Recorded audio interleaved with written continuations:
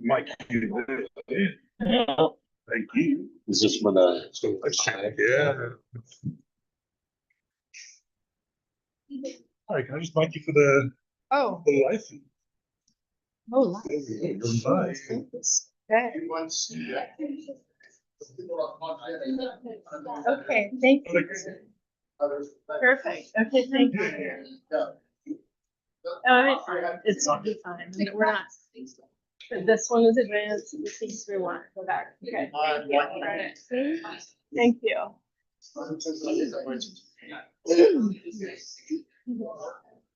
Okay.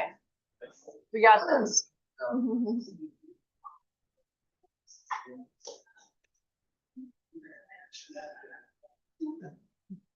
Okay, let's kick it off. Can you hear me? Very good. There was an error with the beer break that was announced. It was actually sponsored by BASF, so my apologies there. I was fed incorrect information by Donald Trump, but this is back to track here. I'm sure the beer was taken away. We have today, very excitingly, Russian River Craft Brewer Legacy is our next talk. We heard about the history there from Johnny over early on, which was amazing. It's for about 2 minutes. I'm very excited about this one. We have 2 pioneers of the American craft beer movement. And if you think about a lot of us are here today because of what happened in the American craft beer movement. So you can say that what Natalie Video done influenced us, influenced Africa, had an influence around the world. You also have, as part of that, you've got the father of the double IPA, and you've got the operational legend who stitched this amazing bit together. And they form a 35-year partnership. I've told this a few times that they're giving this talk together, which is like we have our special own exclusive viewing. They have also built a portfolio around the brand. Their beers, in particular, the supplication of that range, for the pioneers, like world renowned, a few others especially go for these beers. But you would say even the legacy of Martha and is more into the commitment to quality, unity, and innovation. Really stand out and put up the visuals around. We also share commonality that we all grew up in the wine industry, but our real passion is beer. In 2012, I had the pleasure of visiting their Santa Rosa brew hub, which launched back in 2004. I got that right. After we'll get the facts. I was blown away by the beer. It's like I was in San Francisco. Every single person, the most definite place you had to go was Russia. Common place, I think Sausalito was second to Russian River. So it was an amazing place to go. The passion of the fans there was insane. The quality of the beers at the next level, especially us from South Africa in 2012. I was so inspired. I sent 2 cases of the stuff back to South Africa. It cost me a huge amount of money. I think Charlie went for some paying for flying. But that sort of taste, the sparkling fruit plus, is super short, very nice. Some of this kind of tasty fruit, and a lot of our beer appreciation comes from that first tasting session with having Pliny and supplication that we sent from the US. So I'd say the influence continues for us. So having Pliny here with them is a full circle moment. In 2018, which you'll see in the presentation, they built full-scale state-of-the-art brewery and a second restaurant, which is in Windsor, California. And I'm told that Billy's ice cream is also on the menu, so we're trying. Along the way, they built, honestly guys, this is why we did here, they built armies of fans. It's crazy in the States, with the recognition they have. They've been recognized multiple times, with the award for innovation, the Brewers Association, and many others. In this session, they're going to share the story of Russian River, how it started, how it grew, their particular national partnership, and what it means, it feels like to build a legacy through here. So, ladies and gentlemen, I have a great honor to welcome all the way from California, Natalie and Billy Sherlock Soul.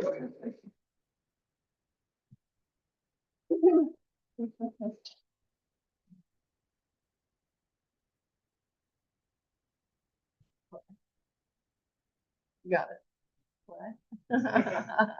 There you go. 20 years is a long time in the beer industry, the restaurant industry. Thinking back to the beginning, I would have never dreamt in a million years that you would have a brewery like this.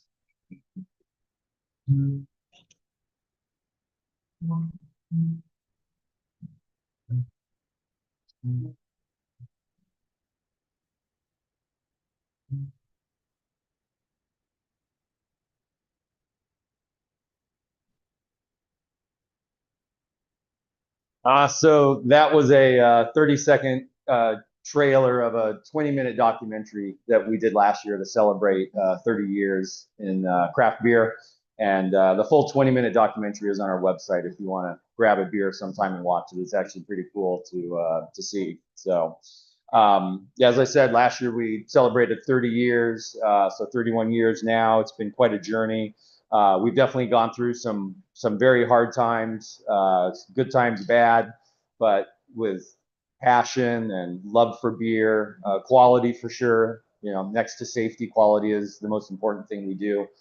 We persevered, and definitely quite a bit of stubbornness, and that has kind of taken us to where we are now. Yeah, absolutely. So our goal here this afternoon is to not only tell you guys our story, but we'd like to inspire you to, you know, just keep doing what you guys do best and stay true to yourselves and your families and your team and your communities, and just keep making great craft beer.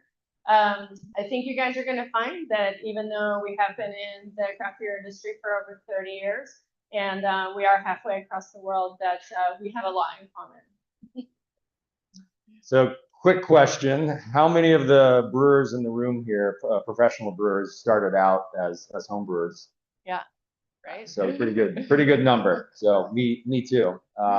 That's definitely how I got started. I first started home brewing in San Diego. My roommates were really into beer. Back then, you could pretty much buy Sierra Nevada Pale Ale, Anchor Steam, Pete's Wicked Ale, and Sam Adams Boston Lager. That was really it, and imports. But I got the bug for brewing literally from the first time, my first home brew. I was like, this is what I'm going to do for the rest of my life. I grew up in a winery, so I think my parents were expecting me to run the winery, but it does take a lot of great beer to make great wine. So, and even during those homebrew years, and eventually I moved back to help my folks at the winery, I came across some experimental hops, CFJ4 and CFJ90, and those become instrumental in the craft beer movement in America. So 35 years ago this summer, this young 19-year-old kid invited me to his 20th birthday party. And he handed me $100 and he told me to go into the store and buy all these really weird beers. I had to buy like Pete's Wicked Ale, Sierra Nevada. I bought like a bottle of Santa Claus and a bottle of Jägermeister that I haven't had since. Anyway, that 20-year-old kid was this guy, and the rest is history. And I think the most ironic part of this entire story is that I had to buy the beer on our first date.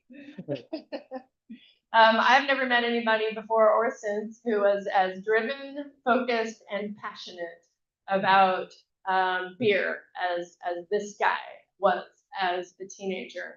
I asked him on our first date, basically, what do you want to be when you grow up? And he said, I want to own my own brewery. And I said, how do you even know that? You're not even old enough to buy beer. And he said, I just do. So I mentioned that from my first home brew, like I knew I wanted to make beer for a living, and that dream came true in 1994 by way of my first brewery. It was called Blind Pig Brewing Company. So some of you know some of our beers. Our main IPA is called Blind Pig IPA, so we now own the trademark again. This is a picture of it. Plastic fermenters, the kettle straight back. That was an old soup tank from a military base. The mash tun off to the side is something that was handmade. The most interesting part is how I got this equipment. So I was homebrewing.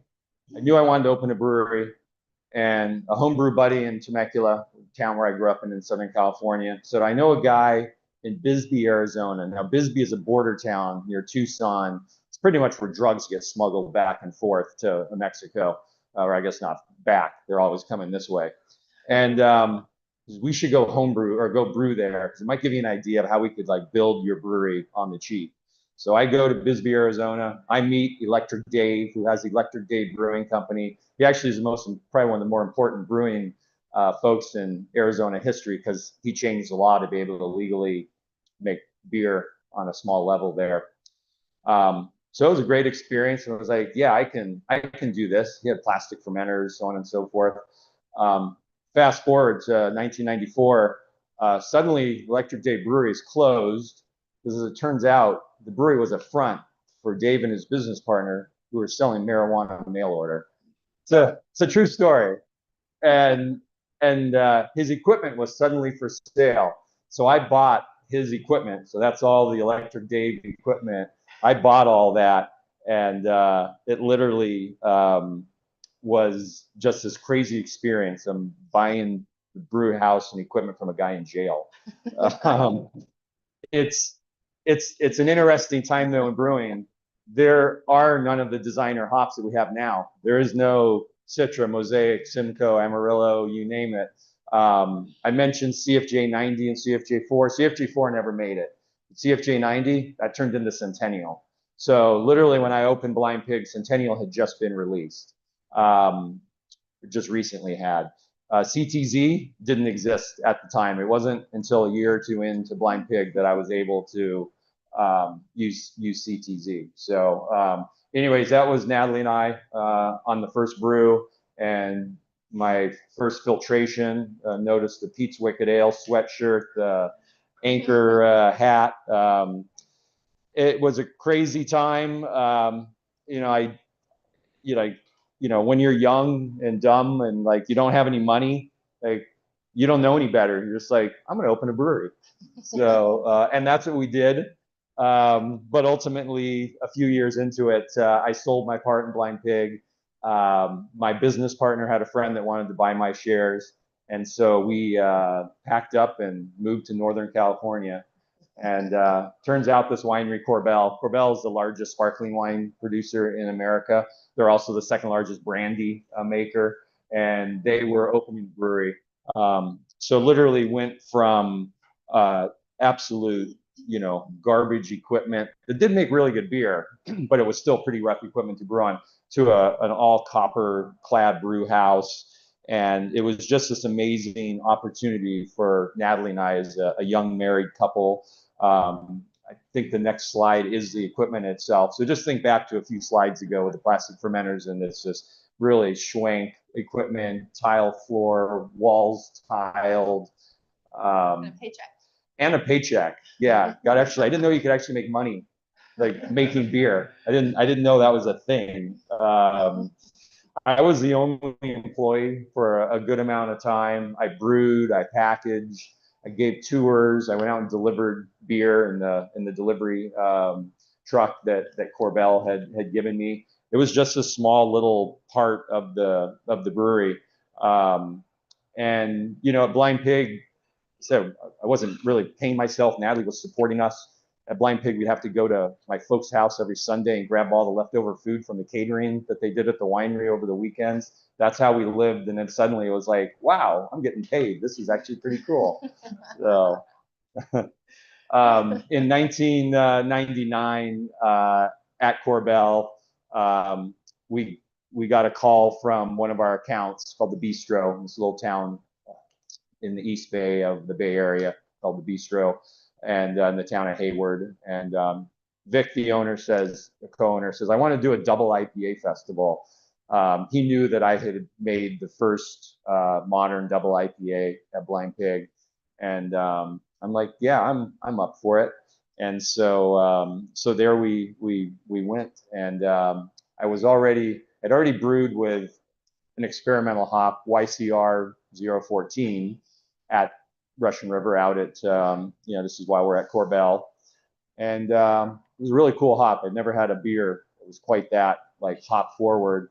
That hop turned into Simcoe, and that's literally what we based Pliny on, was that hop. Yeah. I'm going to give Vinny a beer break here. Yeah. As usual, in those days, and also in these days, Vinny has a beer fermenting but doesn't have a name for it. So we had to work quickly to come up with a name for this beer that he's making for the Double IPA Festival. That's probably in the fermenter by now. So this is pre-Google, right? So there's no way for us to like open up our computers and start searching for names and also searching trademarks. But so we picked up some beer books and we thumbed through and we came across Cumulus lupulus, which is the botanical name for hops, which led us to Lupus selectarius, which was the original botanical name for hops, which led us to this guy named Pliny or Pliny the Elder. So he was a Roman naturalist that lived in the 1st century, died during the eruption of Mount Vesuvius in 79 AD, and he wrote a lot about not only military strategy, but botany and geology and geography and all kinds of interesting things. And he wrote a 3-book series called The Natural History, which is basically the very first book of encyclopedia. And in there, he wrote about hops, and he wrote about how hops grow and uses for hops. And as we learned from Johnny earlier this morning, hops were not yet being used in beer. And so, of course, there's no reference to hops being used in beer, but there are other things that it was used for. I don't know because I can't read the books because they're in Latin. But from what we've gleaned from other sources is that he wrote about hops. And we were like, that's a cool name for a beer.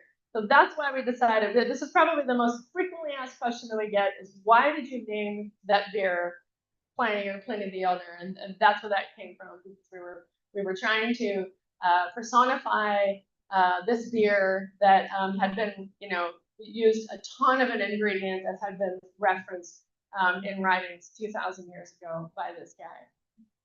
Is it Pliny or Pliny?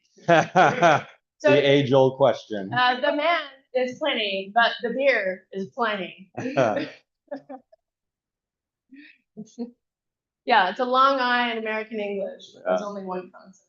Yeah, plus a half pint of Pliny the Elder is called a tiny Pliny. And tiny Pliny just doesn't rhyme. Yeah. So, while at Korbel, that I really got the opportunity to hone in my love for hops, the skill of using hops.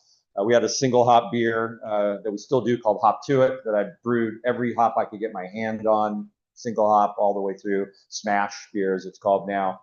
We also got to grow our own hops. We got a small little hop yard, and we ended up brewing one of the first ever modern 100% wet hop beers in America, second only to Sierra Nevada, who had just brewed their Harvest Ale a couple years before.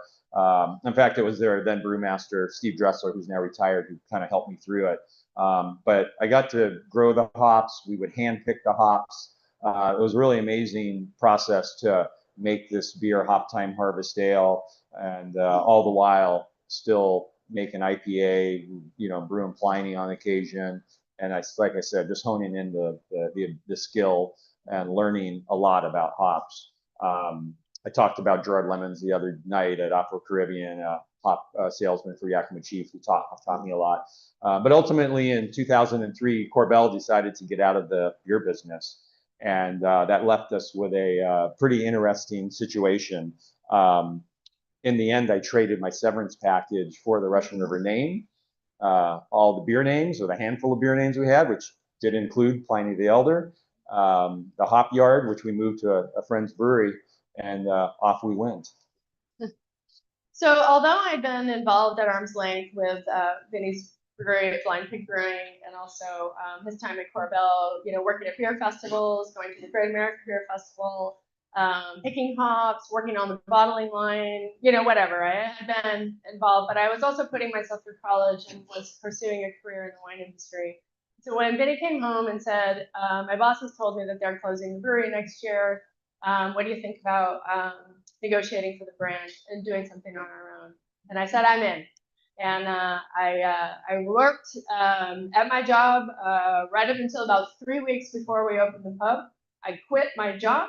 I quit having benefits. I quit my 401k. I quit life, and I jumped in head and feet first into this exciting adventure with Vinny full time.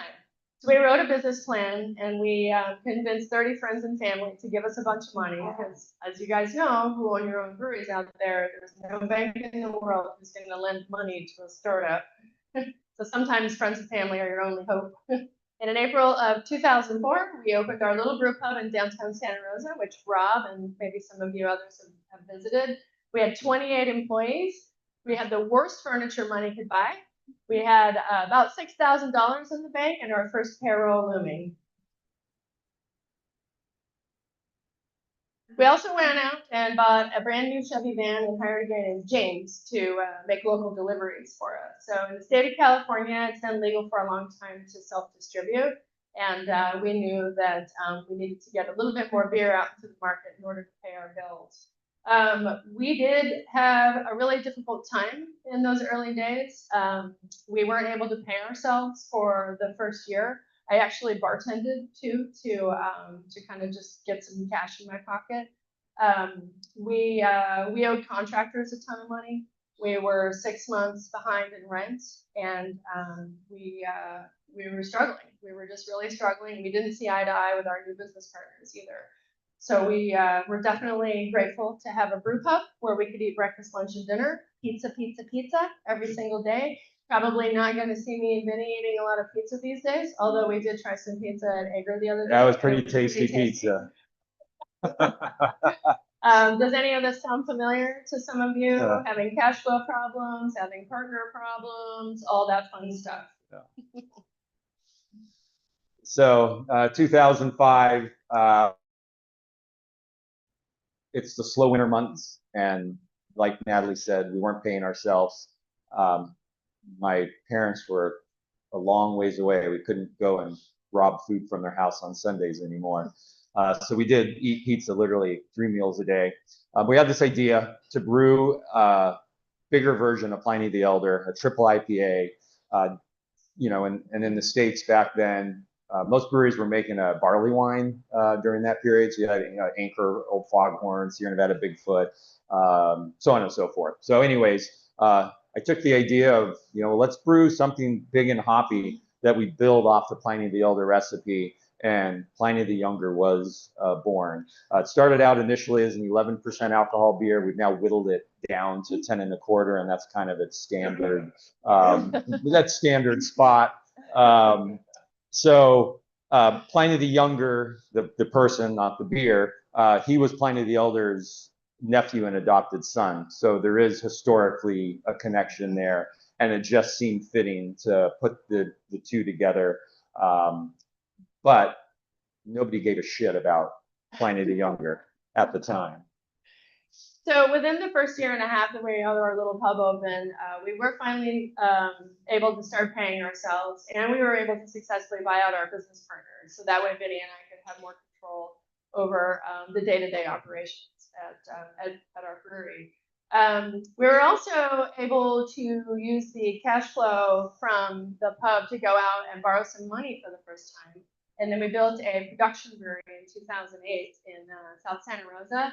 And for the first time ever, we were actually able to start bottling our beers for distribution and also for sale at our pub. So beers like Pliny the Elder had previously only been available by the pint or in growlers at our pub, or on tap at a bar.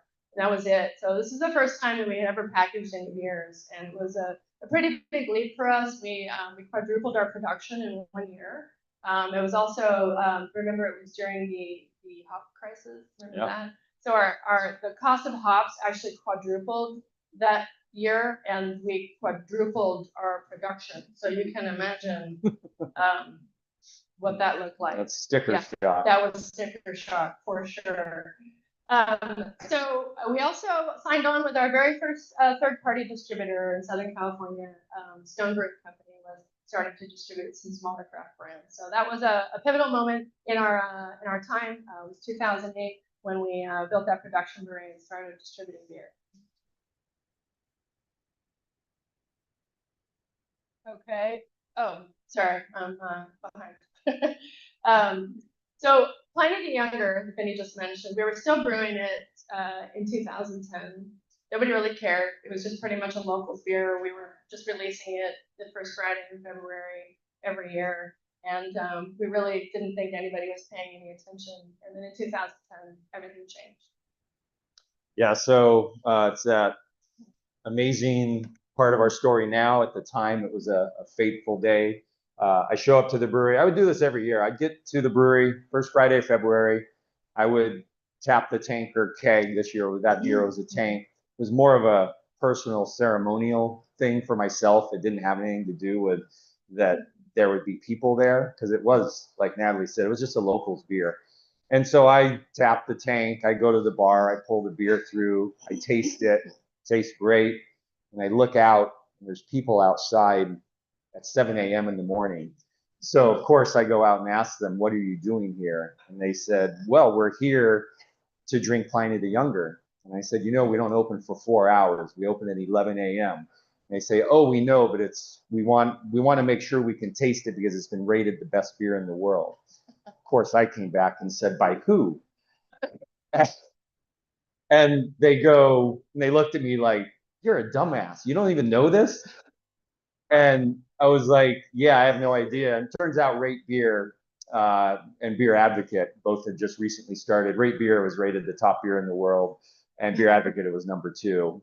Shortly thereafter, it would actually knock off West Blethren 12, which I've always wanted to talk to the monks at West Blethren, because I'm sure they were thrilled to like be out of the spotlight as the top ranked beer in the world. Anyways, that day changed everything. We sold all 20 barrels of beer in 8 hours. It was 815 growlers that were sold that day. We would sell it in the growler. There was a 4 growler limit. They were showing up on eBay shortly thereafter. But that changed everything. We literally 10 minutes into the release that day, we were like, okay, we got to make some changes for next year. 86 growlers forever. Yeah. So, and we've got this cool video here that kind of represents what the line was like in 2014. It's pouring down rain. We only have one brewery, mind you, so we don't have the Windsor facility yet. Go ahead.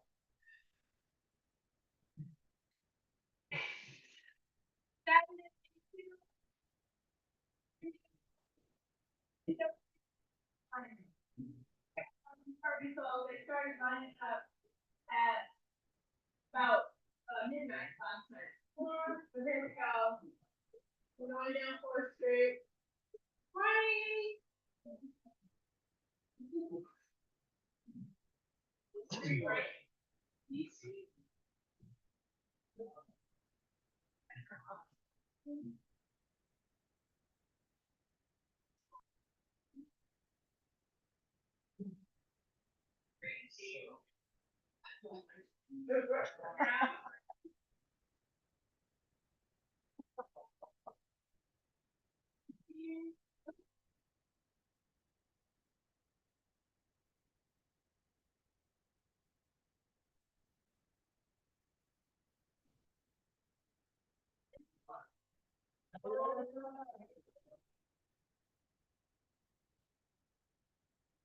All right.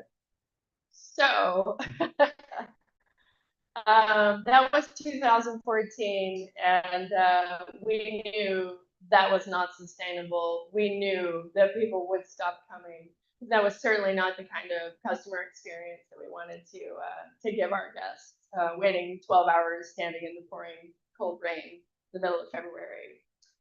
So in addition to our Santa Rosa pub now bursting at the seams and demand increasing also on the wholesale side, we were also able to succeed in buying out our remaining investors that year. So we bought out all 30 investors plus our 2 business partners by the year 2014. And the craft beer industry at that time was doing really well in the United States, and things were really looking up. So we decided to do something really big. Yeah, and I'll add too that buying out our investors was a big deal. You really have to, you know, for all the brewery owners in here, brewers, you have to celebrate the big moments like that. That was a huge deal for us. I remember we were in Belgium when we signed the last of the documents to buy out the last 5 investors, and we were at our favorite little inn, the Boskapahova in Bugenhout, Belgium. And Natalie had a glass of champagne. I popped a Duvel, one of my favorite Belgian beers. poured it, drank it. I still have that bottle cap in my backpack. It's something that I come across every once in a while. It just reminds me of from where we had gone, to being able to buy out all of our investors. We made the decision to build what we affectionately call our dream brewery. And we put together an amazing team of architects and designers and contractors and so on and so forth. We bought 15 acres or 6 hectares in Windsor, which is about 8 miles. So it's about 13 kilometers north of Santa Rosa, where the brew pub is that Rob talked about. And just went on this amazing experience and process of building out our dream brewery. And we did it all with just debt, cash flow, no investors anymore, no partners, no multinational breweries backing us. It was just us and our 3 cats. So a few months into construction of the new brewery, our community experienced something really life-changing. In the early morning hours of October 9th, 2017, just a few hours after we returned from the Great American Beer Festival in Colorado, we awakened to the smell of smoke. It was a very windy night. There were winds coming from the east.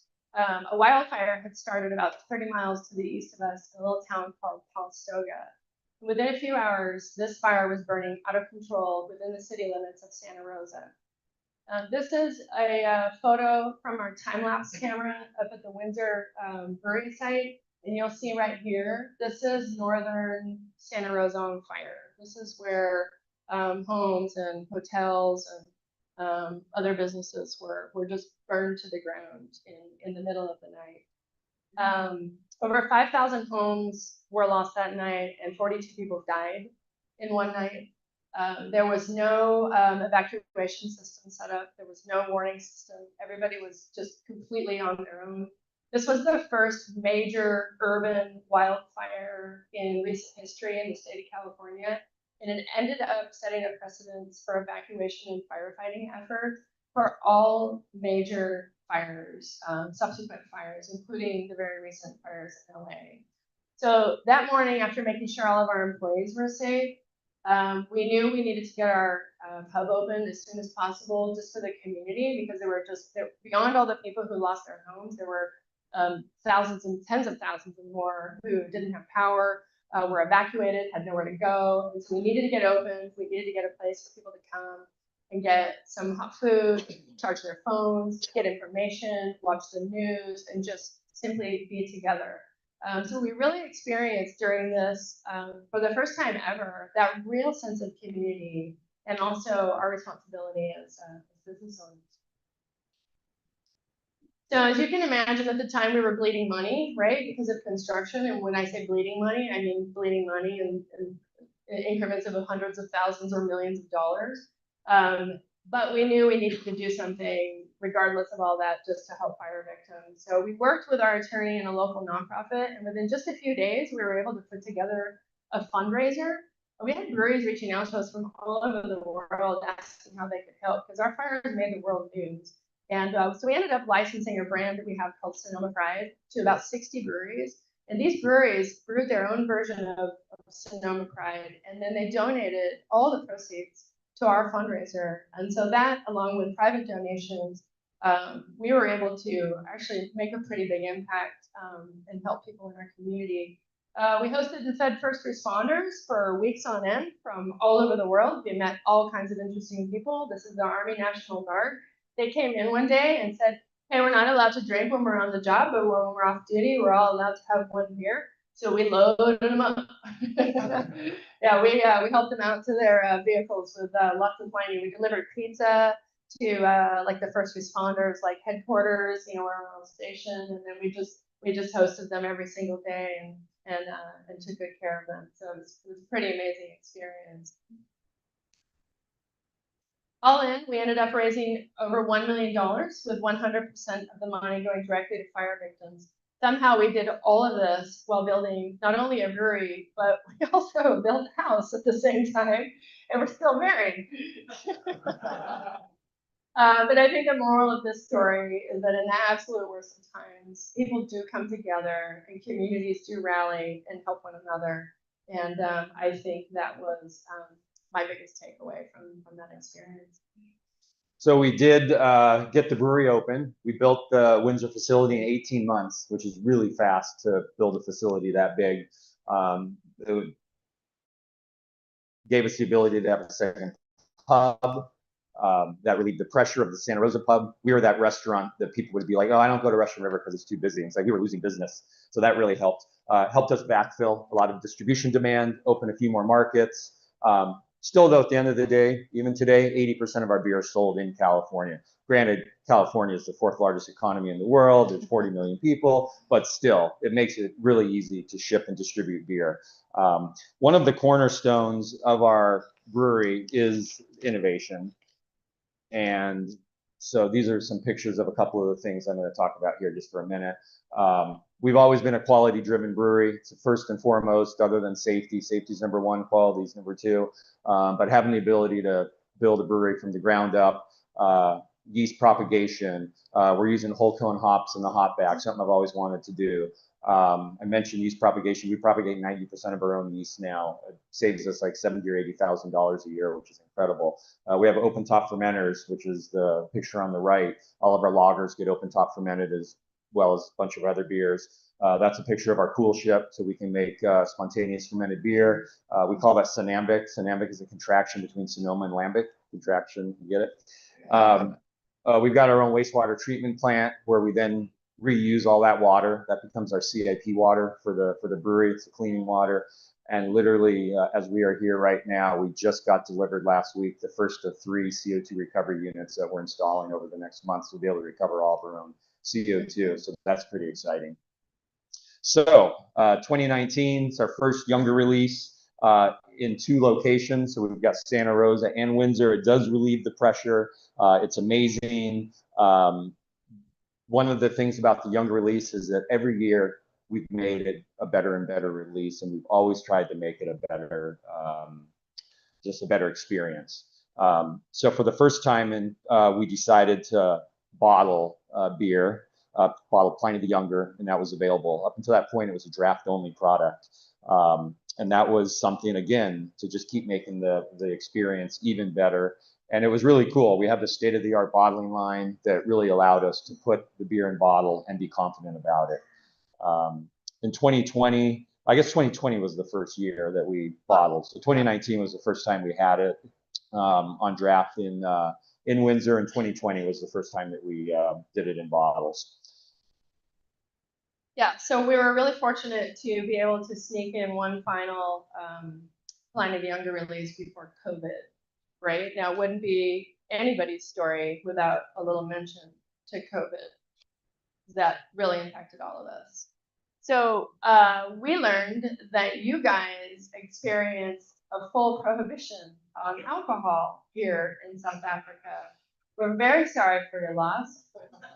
We thought that our stupid government proved about 100 years ago that that noble experiment doesn't actually work. So we're sorry that you had to experience that on top of everything else. I kind of like this photo. It was actually taken in Santa Rosa in 1918 during the Spanish flu pandemic. And here we are 100 years later, you know, dealing with COVID, still wearing face masks, and you guys are experiencing prohibition, which ours started very shortly thereafter. So in 2020, just like you guys, you know, we experienced almost daily changes to our business restrictions based on federal, local, you know, state government, blah, blah, blah, you know, sometimes by the hour. And, you know, our pubs were only able to do takeout for a while, and eventually we're able to do like only outdoor dining with restrictions. But Americans were actually drinking more than ever, and they were stocking up on toilet paper and alcohol. And so we had 2 things going for us as a business. We were already packaging and distributing beer in bottles. And so we were able to take all the beer that was allocated to draft, because all the restaurants shut down. Everything that was allocated to draft, we were able to quickly adjust and put it into bottles and send it out for distribution. We also have the ability to sell direct to consumer online. That was already a thing in California. And so direct to consumer sales for alcohol. We never did that. That wasn't something that we needed to do. And so we were able to immediately start packaging, and we just put beer up online. Remember when we did that? Yeah. This is your great idea. So we decided that we were going to sell beer online. We had 150 shipping boxes. Vinny was like, oh, don't worry about it. We'll just put it up and we'll figure it out. Just put it up. Put 1,500 cases up online. And I'm like, no, that's not a bad idea. We don't have enough shipping boxes. Like, don't worry about it. We're not going to sell them with beer. And even if we do, we'll be able to get the boxes like tomorrow or whatever, right? So sure enough, we put it online, and within about 5 minutes, we sold 150 cases. And he said, no, just leave it up. Don't worry, we'll get boxes tomorrow. And so I was freaking out. And so I kept watching sales ticking. And we finally got up to about 1,000 cases. And I said, I'm not even listening to you anymore. I'm taking it down. And then sure enough, the next day, every winery and every other brewery in California had the same damn idea. And there was no shipping boxes to be found. So for the next 3 weeks, we put together the most creative shipping boxes. They were bulging over the top. Each box had an entire roll of tape, just kind of holding the thing together. We didn't have a label printer, so they all got printed out on an 8.5 by 11 sheet of paper that we then had to tape all over the box. It was great. It was janky, but you know what? We did it, and it was kind of fun. And we had also stopped paying ourselves again, just to make sure. Yeah. So in 2024, it was the 20th anniversary of Pliny the Younger, and wanted to do a special logo for it. So Natalie had this idea to have Mount Vesuvius erupting with hops and bottles coming out, with the brewery in the background. And then we upped the game from 2 bottles to 3 bottles for the release, and it was a smashing success. It was really just this amazing culmination of this beer. And again, going back to what I said earlier, trying to always make that experience better. It was, again, the 20th anniversary of Younger. It was the 20th anniversary of our Santa Rosa pub, and 30 years of us in craft beer. Yeah, so each year the Economic Development Board does a economic impact report on our 2-week Pliny the Younger release. And we're very proud that in 2024, the total economic impact was $8.6 million from our 2-week release. This brings us much joy that what started out as a simple beer release has turned into a pilgrimage for people from all over the world, and has become such an important impact financially to not only us, but also to other breweries, wineries, restaurants, hotels, etc. In the area. And our favorite metric is this one, that 99% of those surveyed said they would come back.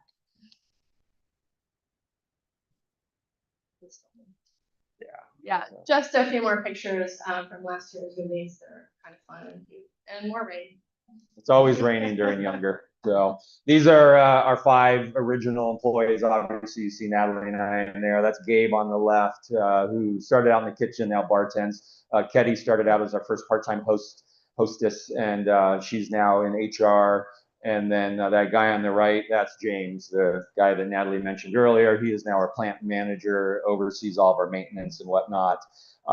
We have a lot more very long-time employees that we're really very, very proud of. It's definitely been quite a ride through pandemics and fires and floods and you name it. It's definitely been this humbling start from home brewing that's really brought us to where we're at now. And you know, at the end of the day, we always like to say that we run our business with a little paranoia. And if there's like one thing that we leave you on from the business note is, yeah, you can always do better. You should never rest on your laurels. Our beer can always get better. And there is probably someone out there trying to eat our lunch. And so that's kind of what drives us every day.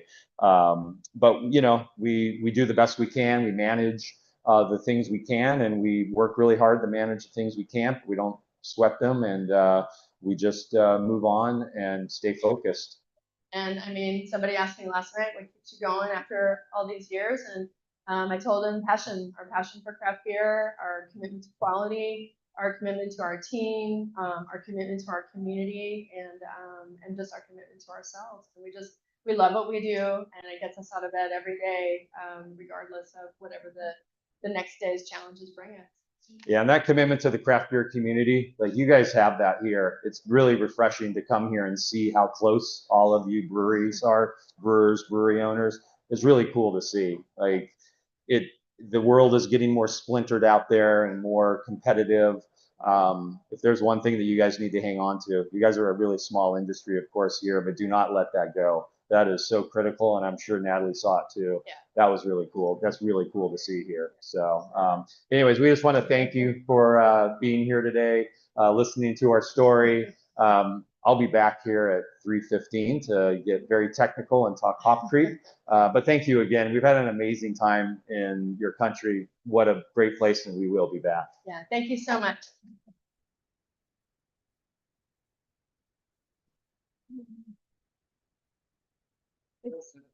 Yeah, yeah. Oh, Whoa, Natalie, should I start?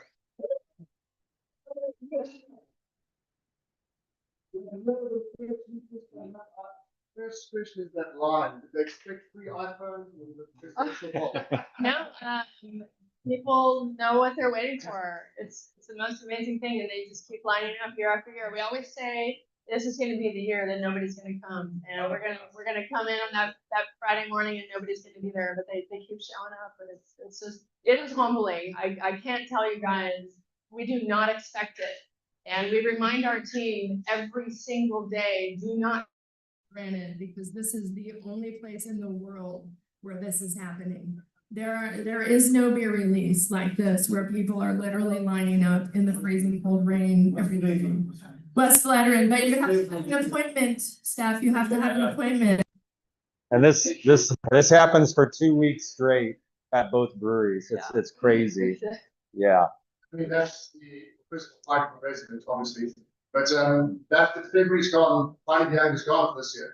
Yeah. So we distribute Pliny the Younger on tap to our accounts in February, and we've separated the in-person and the distribution release. Well, it's a long story, but it came out of COVID. So, but now our in-person release is in the spring, and we release it late March, early April. Yeah. So that's not enough, and I have some good news for everyone. They don't have to queue for days because Pliny the Elder. Pliny the Elder, but not younger. Pliny the Elder. Yeah. So Pliny the Elder, a little surprise for you guys. Thank you again to Charlie for making this happen. Thank you, Charlie. Charlie worked his magic with the beer shipping gods and got Pliny the Elder across the world for you. Yeah. And thanks again. Yeah, thanks, Charlie. We love you. Yeah. One, Yeah. so while we're doing one, two people, share the nice and have it all. But while we can pass around, we do have a question. I'd like to. Yeah. Yes. No, sorry, I'm being part of the It's presentation. okay, you're busy. I really want to speak, but I have one question. Did you look at your dimension that we have, but I blew you now. Is one the whole quality the quality business that you've developed, around the United States. Yeah. Perfect. Yeah, we don't want to say something. And then second point is I know that we have a lot of inspiration from international, going from the trips to Belgium, for example. Yeah.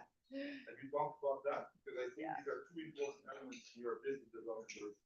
Yeah. Opening the world and quality management. Yeah, for sure. No, we didn't touch on those. We only had didn't quite have enough time, but about 12 or 13 years ago, Vinny and I helped found a nonprofit called the Hop Quality Group. And it's just a group of brewers who are passionate about the advancement of quality hops and working with farms to make sure that they have safe and clean. This is important, by the way. The Hop Quality Group helps work with farms to ensure that they're using safe and clean practices to grow their hops. Because as you guys know, we are all adding hops on the cold side, and so this is a food product, and we need to make sure that those hops are clean and sanitary because people are technically putting that pretty much right in their mouths. We're not boiling out any kind of bacteria or any issues. So there's that, and we also have a public reading program where we're trying to. Sorry. Everyone cheers, Pliny. Cheers. Nice. Sorry, I interrupted. But we also have a public breeding program that we contribute to so that we can continue to make hop varieties that are available to the brewers without having to pay a premium for it. And then the other part of that question was, international travel. Yeah, so Vince can talk about that.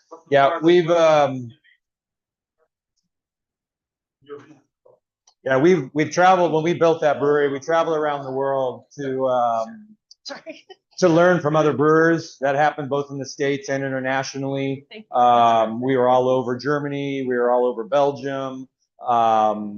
Specifically in America, Sierra Nevada Brewery. Ken Grossman was an amazing mentor and inspiration. He always knew when I did something wrong randomly. Long story, I can tell you after a couple of times when he called and I was nearly crying and he's like, oh, don't worry about it. We've mispoured concrete the wrong way and had to jackhammer it up kind of things. But quality has always been the cornerstone. That was one of the great things that we were able to do. And we've always had a lab program, but it's something we've always grown on.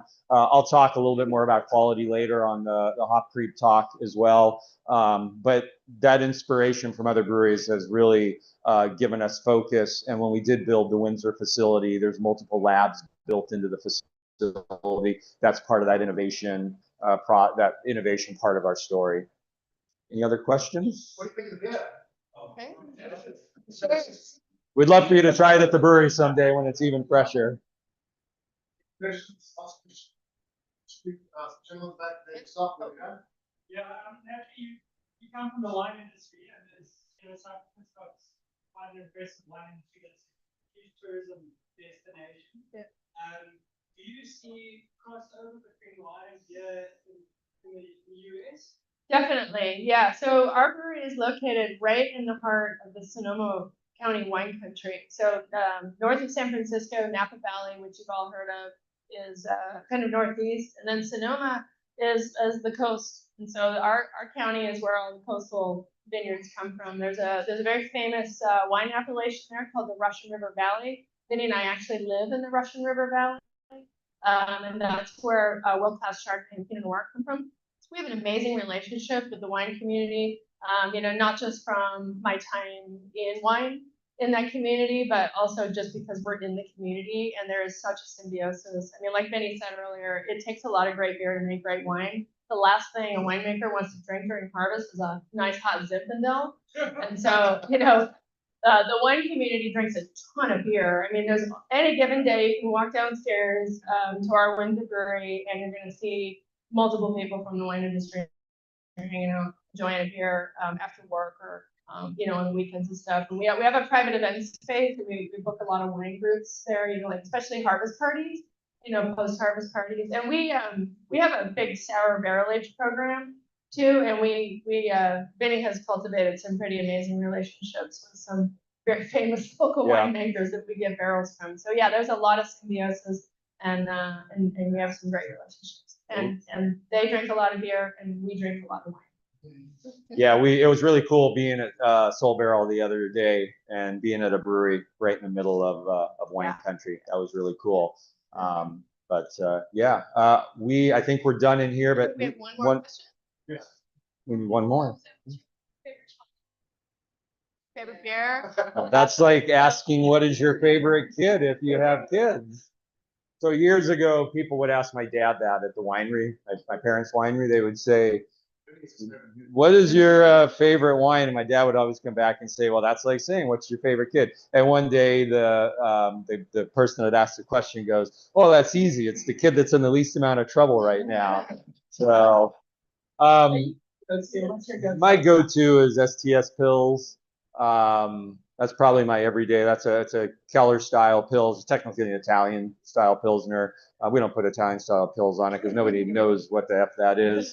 For her, I can say it's Blind Pig and Happy Hops. Yeah, I know. And I like hoppy IPAs, but double IPA is a little too much for me, so I don't drink Pliny every day. But I do like Blind Pig. And I've been really, from a hoppy side, I've been really loving the West Coast Pils. That's why I wanted to brew one with Jake at Afro Caribbean, because I think it's a style, and I think it works really well here because I definitely noticed your alcohol levels are lower, which is really nice because if you're a brew pub, you can sell one more beer to a person.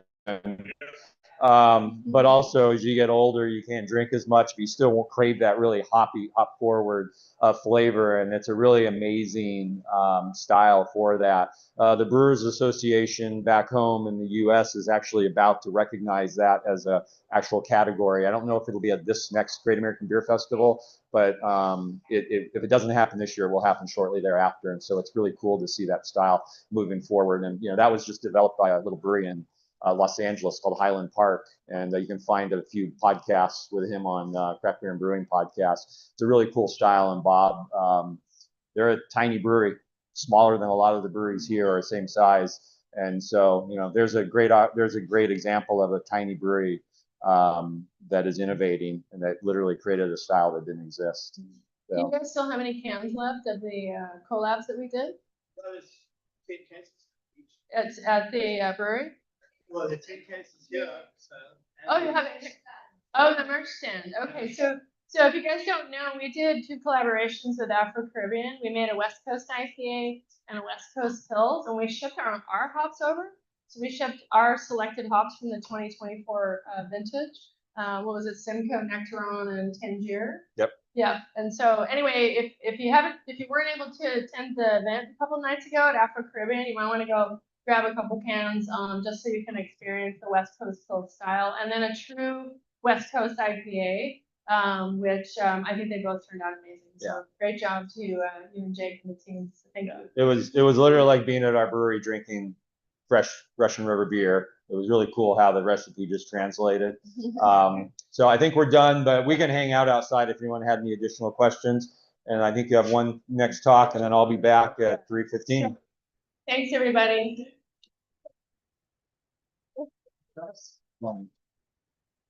Thank you. Oh yeah, you don't want to. Thank you. Cheers. Thank you. Thank you very much. That's great.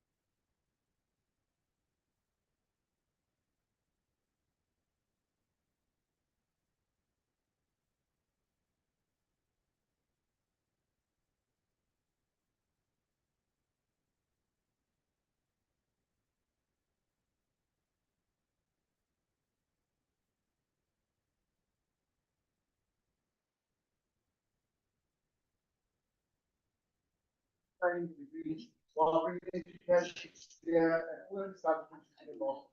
She's passionate about beer, about education, and about training. She believes that every brewery, and I think this is relevant for us who are involved in breweries today, every brewery, no matter the size, to be able to do sensory analysis. And in the hands-on talk, Rachel's going to help us look at how to meaningfully do sensory panels on a shoestring budget due to the tools that are available to everyone. So if you may please give me a big help and a big round of applause. Ladies and gentlemen, all the way from US of A, Rachel Hudson. I'm going to just put that over there. Oh, good, nice. Okay, so I know we're a little behind, but I have a raffle at the end of this. If you'll help me hand out raffle tickets. Just give me a second if you don't mind. Here, hand these out. Okay, we'll put these in here. Got it? Yeah, and then I got the rest right here. You'll figure it out. I split this. I split this already. Is that I got you. So just put one in there, hand some out, and then continue on. Thank you. Thank you, everyone. Can you hear me okay? Does it sound weird? It's too loud? Awesome. And give some of my water. I'm going to do that often. Okay, someone gave me a mic clicker. Ah, nice. All right, so my name's Rachel. I'm from Pilot Brewing in Charlotte, North Carolina. Thank you so much for having me. It's one of my favorite things to do is come to Africa and judge this beer cup. And this year I decided to present as well. I had this really great idea. Well, I think all my ideas are great ideas. But I had an idea that I shared with Lucy about trying to learn how to simulate some off flavors on your own. So you can study on your own for multiple reasons. We know how off flavors can be hard to get. So we'll kind of go over some things about why it matters. We'll definitely go over some common and not common off flavors. I did a couple of experiments on my own to show how you could do this. And, and we'll stimulate some off flavors without kits. And then at the end, I have 3 single-use off flavor kits that I'm going to raffle away. So if you are interested in that, be sure to get one of these tickets from Rob. It looks like he probably has enough, which is good. Okay, so why it matters. Why does studying off flavor matters? I assume everyone in here is into beer in some sort of way and kind of already knows what I'm talking about off flavors, but these are, you know, things that we come up in our beer that are faults from packaging or fermentation or different reasons. And it's important for us as brewers to be able to identify these so we can prevent them. It also will help you with better recipe design. Obviously, if you can learn what certain ingredients are going to do or how a process can affect something, obviously you're going to make better beer at the end of the day. And consumer education, right? It's, you know, having off flavors, having a beer vocabulary can be really important for being able to talk to each other, being able to educate, and even for beer competitions. And as judges, as you know,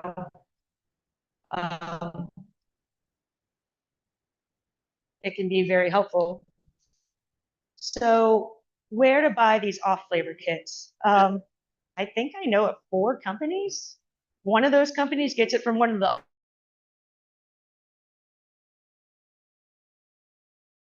other companies. So Aruxa is a company up in England, London, and they have they use the soda industry. Get these guys from Flavor Active is a 3rd big company. Cicerone sells, Cicerone has Aruxa make them flavor kits that go toward their certain level of testing. So that's where they kind of get theirs from. And I have the ones today for the 2nd level, if you're studying for the 2nd level tasting exam. Supply retailers, there are a couple places that you can buy online, More Beer and Northern Beer Brewer. Again, I think, you know, getting these things shipped over to you guys could probably a little bit on the harder side than the easier side. So what are to access is kind of break down some of those barriers. Brew club tastings, anything you can do to share beers and kind of bounce off each other what you're tasting, because DNA at the end of the day is going to dictate how you taste it. Flavor, and it's not the same for everyone. Someone's DMS might taste like a vocabulary for yourself. Why is the access to this challenging? I definitely know I've mentioned all these, you know, these kits are really expensive. Even at home in Charlotte, when we go to buy the mass amount of kits, we team up with other breweries and split them along just to kind of save on some cost. Super limited availability, only a couple companies, and getting them over here is definitely can be a little challenging sometimes.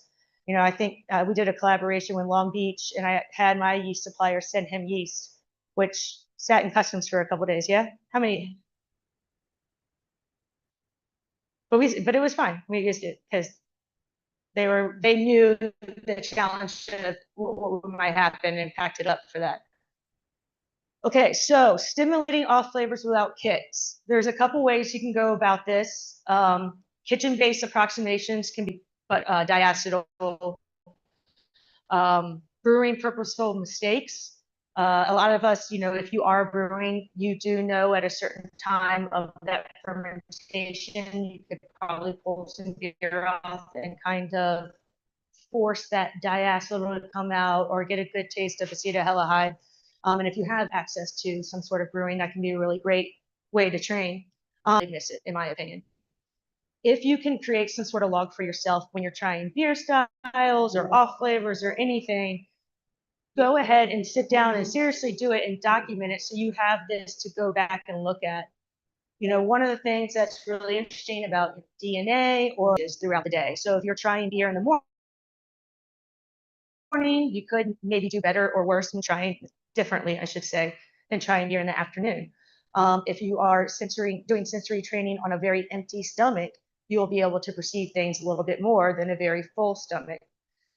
If you are trying to study for a test or a certification and you only practice these at the one time of the day and certain standards, that might not necessarily be your testing environment. So it is kind of good to document and know and be able to look back and say, okay, I wasn't really tasting DMS in this beer at that time, but I do now, and maybe what was the reason for that. And also like in one go and expect it to keep that way if you never keep going to the gym. It is something you need to do all the time, constantly train your palate, constantly giving you reminders. I have gone through periods, like I used to be incredible at DMS, just like that. And I've noticed in the past couple of years, it's been a little bit harder. And I don't really necessarily know why, but your body will change. I mean, just like you develop allergies later in life, things like that. Important. Different ways to build up your training without these chemicals, sensory memory basing. Our DNA again kind of ties into like our memory. When you feel like you smell something or taste something, it reminds you of home. Something's like nostalgia. That can happen clearly with beer too. And when you do find something, I remember studying, what was that, chlorophenol, I think, and I remember being like, this smells like my, and stuck with me. So I'm like, oh, neighbor's house, chlorophenol. Triangle testing can be really great too. If you're going to be making some sort of flavors for yourself, do 2 beers that are the same way. It helps you kind of, be able to really pin down which one is going to be the off flavor. And blind tasting practice. Again, the more you can get someone else to set up, whether it's spikes, whether it's this guy or pulling a VDK from fermentation or just style discrimination, just pouring can be a lot more useful than setting it up for yourself because you know the answers. And then you get things in your mind that can make you give wrong answers, and it's better if you're blind as much as possible. Rob, we have some beer so I'm going to do a little sensory thing here in a minute. So if you could start passing that out. I only have 8 cans of this beer. It's our collaboration that we did with Charlie's Garage. We made an IPA with Fonio. And Charlie made an IPA with millet. He has his version in our place, and I brought our version, 50 milliliter sipple each.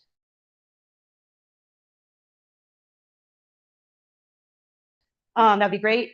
Also, don't drink it all right yet. I'm gonna get to a slide where we're gonna go through a way to do sensory on beer that will, if you do this eventually, but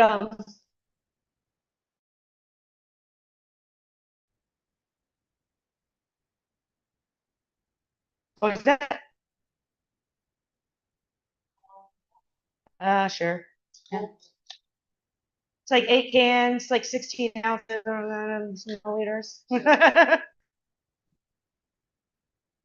Yeah, so this is a West Coast style. It's about 20% fonio, I think. I have to go back and look. It is imported through a company called Yole out of New York. It started by a chef from Africa who, it's very, very big in the health food sector of America. Yeah. Yeah, it's great as an adjunct. It's as food, it comes across very nutty when you cook it, and it's kind of like a couscous, kind of puffs up. Ooh, yeah. Yeah, that'd be good. That's fine. And then, but in beer, you're not going to get this nuttiness. There's definitely thiolized flavors going on. You're going to get, we use a Vermont yeast. I can't remember, from Jasper. We just got the same thing that you did. And it is 80% of the malt bill was made with fonio. And gosh, I could do a whole hour about fonio, so don't let me. But for many reasons, this is a really great grain. And I know Charlie wasn't able to get fonio down here very easily, and that's why we use millet, but fonio is a type of millet as well. But really, if you want to talk about fonio, I'm happy to stay after and do that. I definitely harped on this, and obviously I'm having consistency and comparison, and going back and redoing it over. All these are going to be really important. I can show you how to set all these things up, but it won't matter if you're not really evaluating right. Okay, so off flavor training checklist.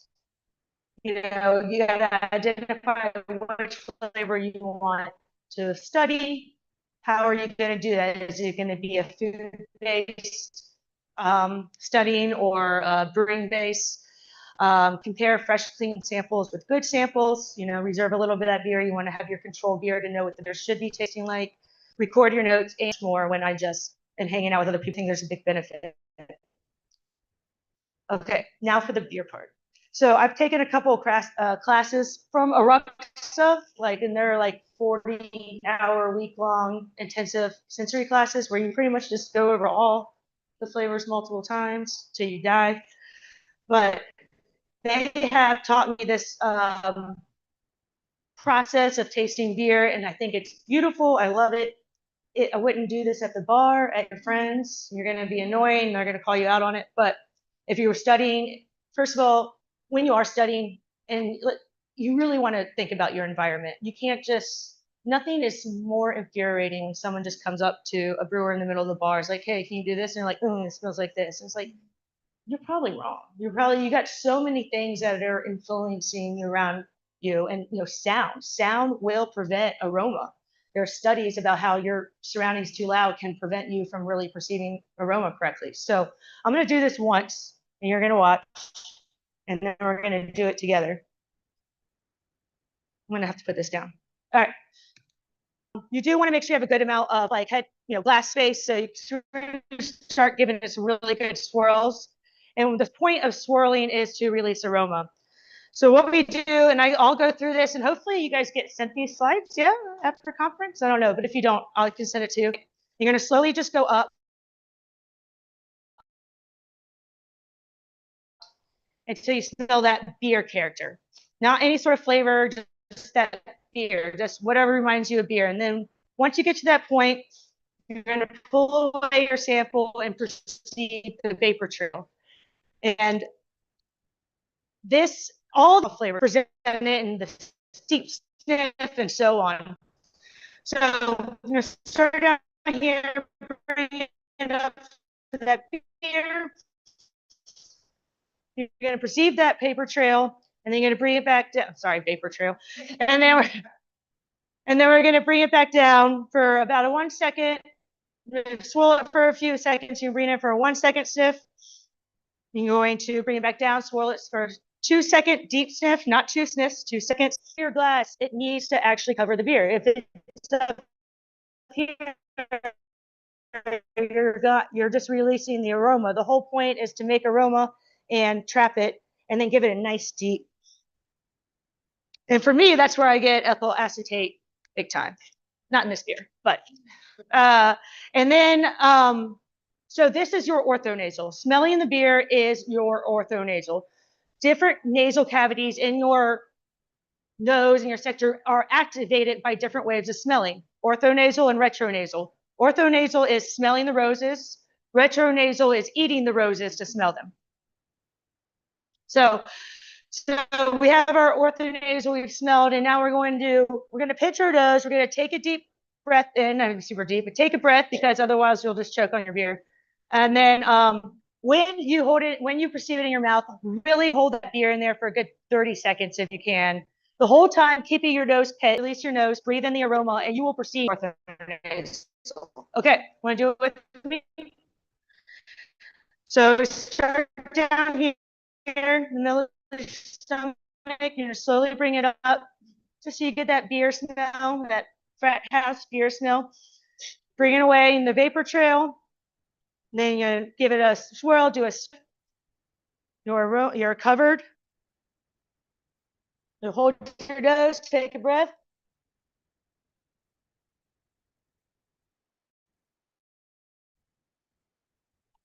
Keep it in there for as long as you can, especially with hoppy beers, so it really brings out more hops. And then release your nose, breathe in, and you will get your retronasal activated. Different things will come out different ways. You're not going to really smell papery that as much as you're going to taste it, right?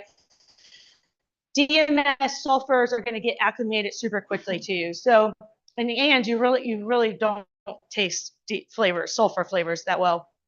So all the different off flavors, especially when you're studying or if you are taking an exam, I recommend you do this for every single beer. It's also really important to be tasting water in between each sample always. One, you want to do the same thing. You want your body to be doing the same thing. And two, I don't know what I was going to say. So I picked up the mic. Sample beer. Oh yeah, you can mix your flavors if you are not tasting water. If you're tasting acetaldehyde and then you go taste your oxidation, you're going to start mixing. So that is what was taught to me by Roxa. Highly recommend it. It's really great. Just keep it to studying. Otherwise, you're going to be annoyed. Okay, into some off flavors. It is ridiculous how I could do this presentation for 3 hours. There are so many different ways that you can do this on your own. I did some experiments. I could not, if I did experiments or showed all my findings to you, we would be here forever. So acetaldehyde, I'll go through these kind of quickly on the flavor side. Green apple, some people get raw grass or white wine. Some people get raw pumpkin character. I don't get that. And this is why another reason this is really important. We're all going to get different things, right? So you kind of got to find what works for you. Obviously, these experiments are what works for me. I've used slices of green apple. The type of apple is really important. I had, you want a Granny Smith apple that's going to be tart. You don't want a apple that's going to be more on the sweet side. We're trying to emulate acetaldehyde wine. This is something you could do at home. You just pull that beer off a little early. So that's cool. And what I did for my experiment is I used everything in 100 milliliters of beer. I used Coors Light. It doesn't really matter what you use, but you should use the same beer because, in the same session.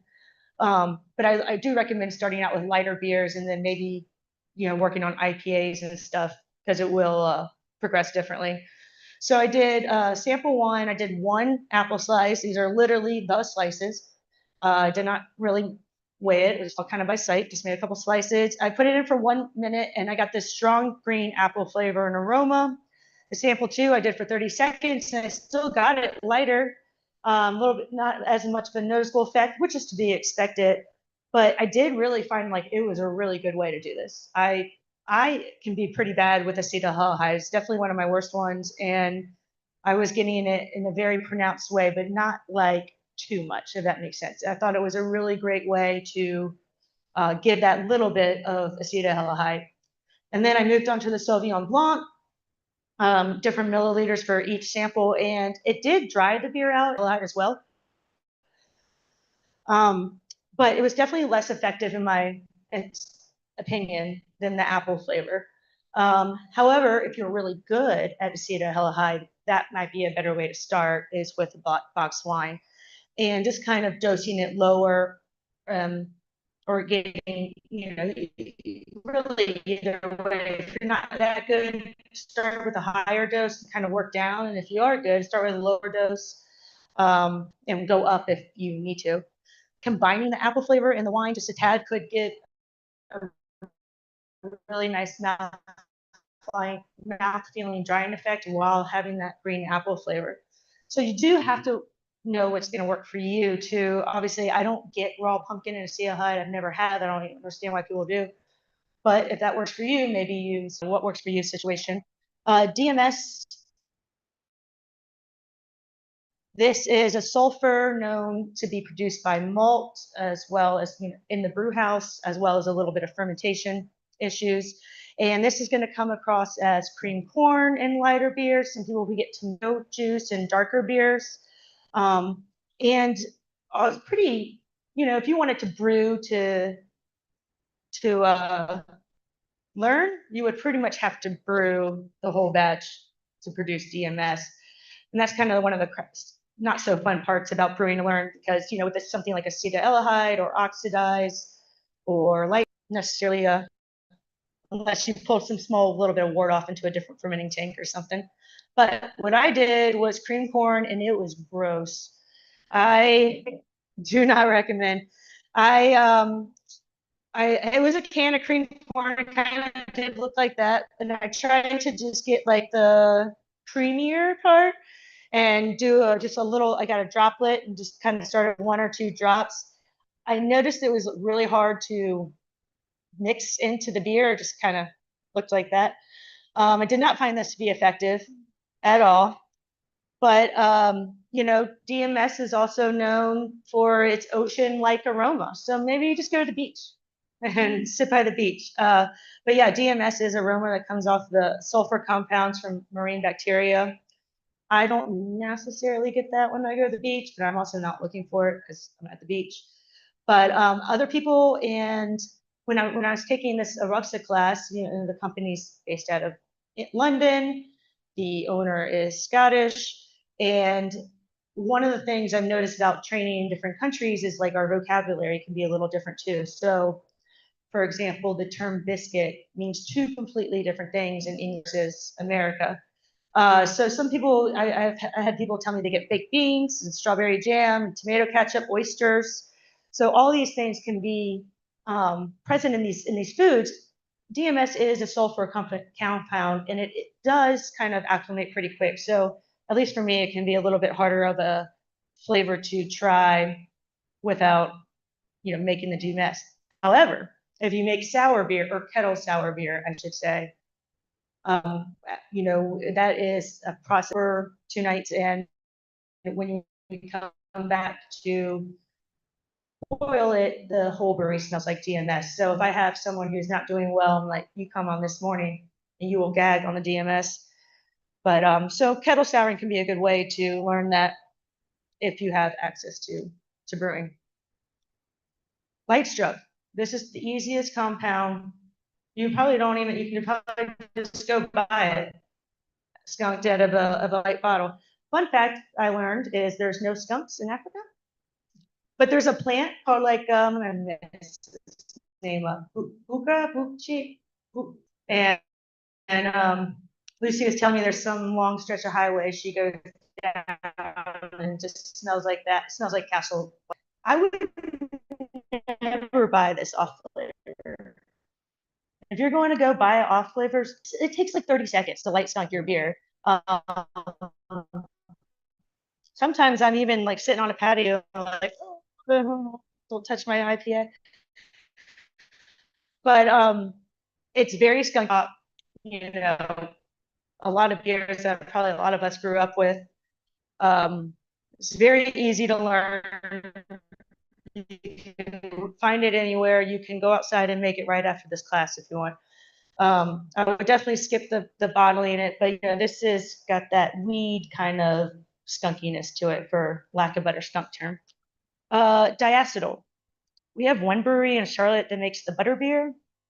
We have one brewery in Charlotte that makes the butter beer. And I don't understand. I don't get it. I don't know why you would want to do this. Diacetyl is a fermentation off flavor. It are pulling the beer off the yeast too early. But it does come across as buttery, butterscotch, slicked mouthfeel. Can come from bacterial contamination, dirty lines, which we'll all get to that in a bit. You know, a lot of microwave popcorn kind of smell, big butterscotch candy. You can easily make this off flavor in the brewery. I think if you are a brewer, you're probably familiar with BDK testing. It is actually complete. It's a very easy test. It requires minimum resources, you know, a funnel, a glass, and a filter.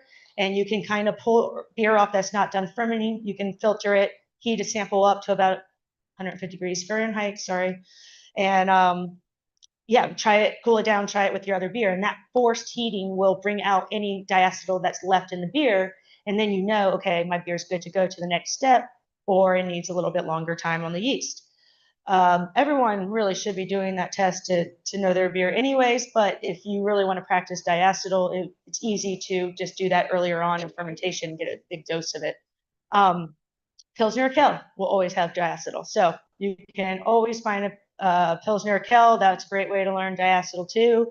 I've been to the brewery a couple times, and beer out of their barrels also have a low amount of diacetyl, so it's not only forming and package, it definitely increases a lot by the time it gets to America, but even from the brewery, their beer still has diacetyl. So this is a great beer to learn.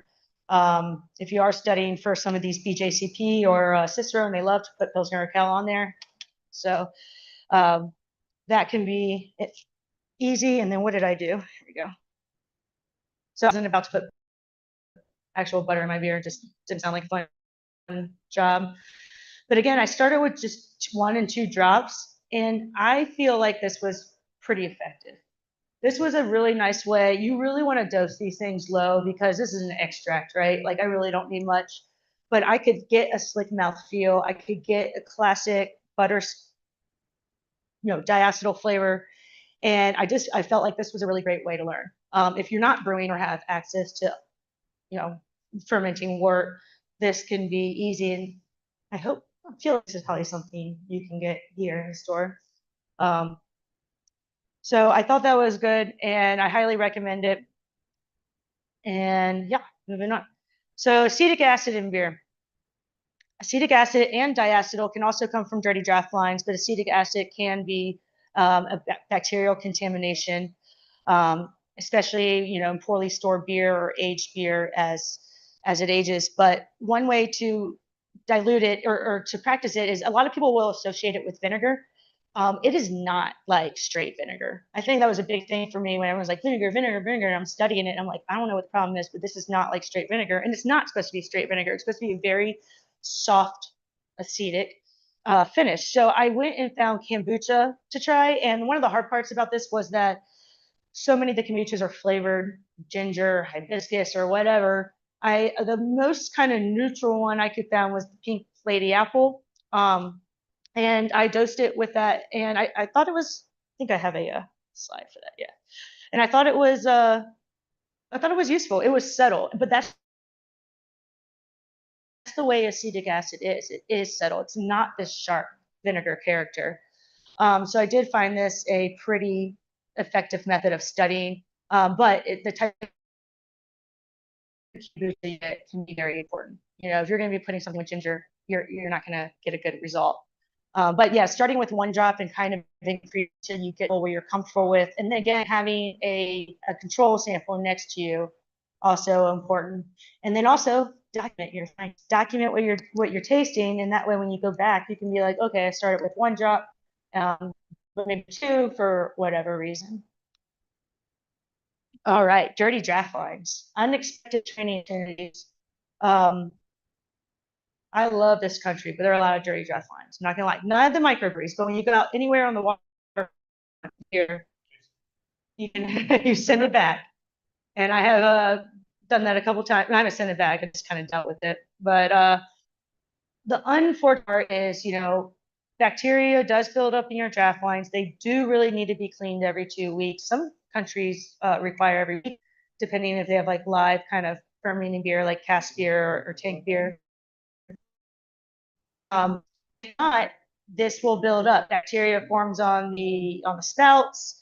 You know, the cold box stays pretty cold, right? But on the outside, just sit there in ambient temperature, and they're a great place to collect types of diacetyl and acetic acid and creating an infection. So, like in here, there's a spike called infection, and it's a blend of acetic acid and diacetyl for dirty draft lines. So if you do find a beer that does not taste very good off the draft line,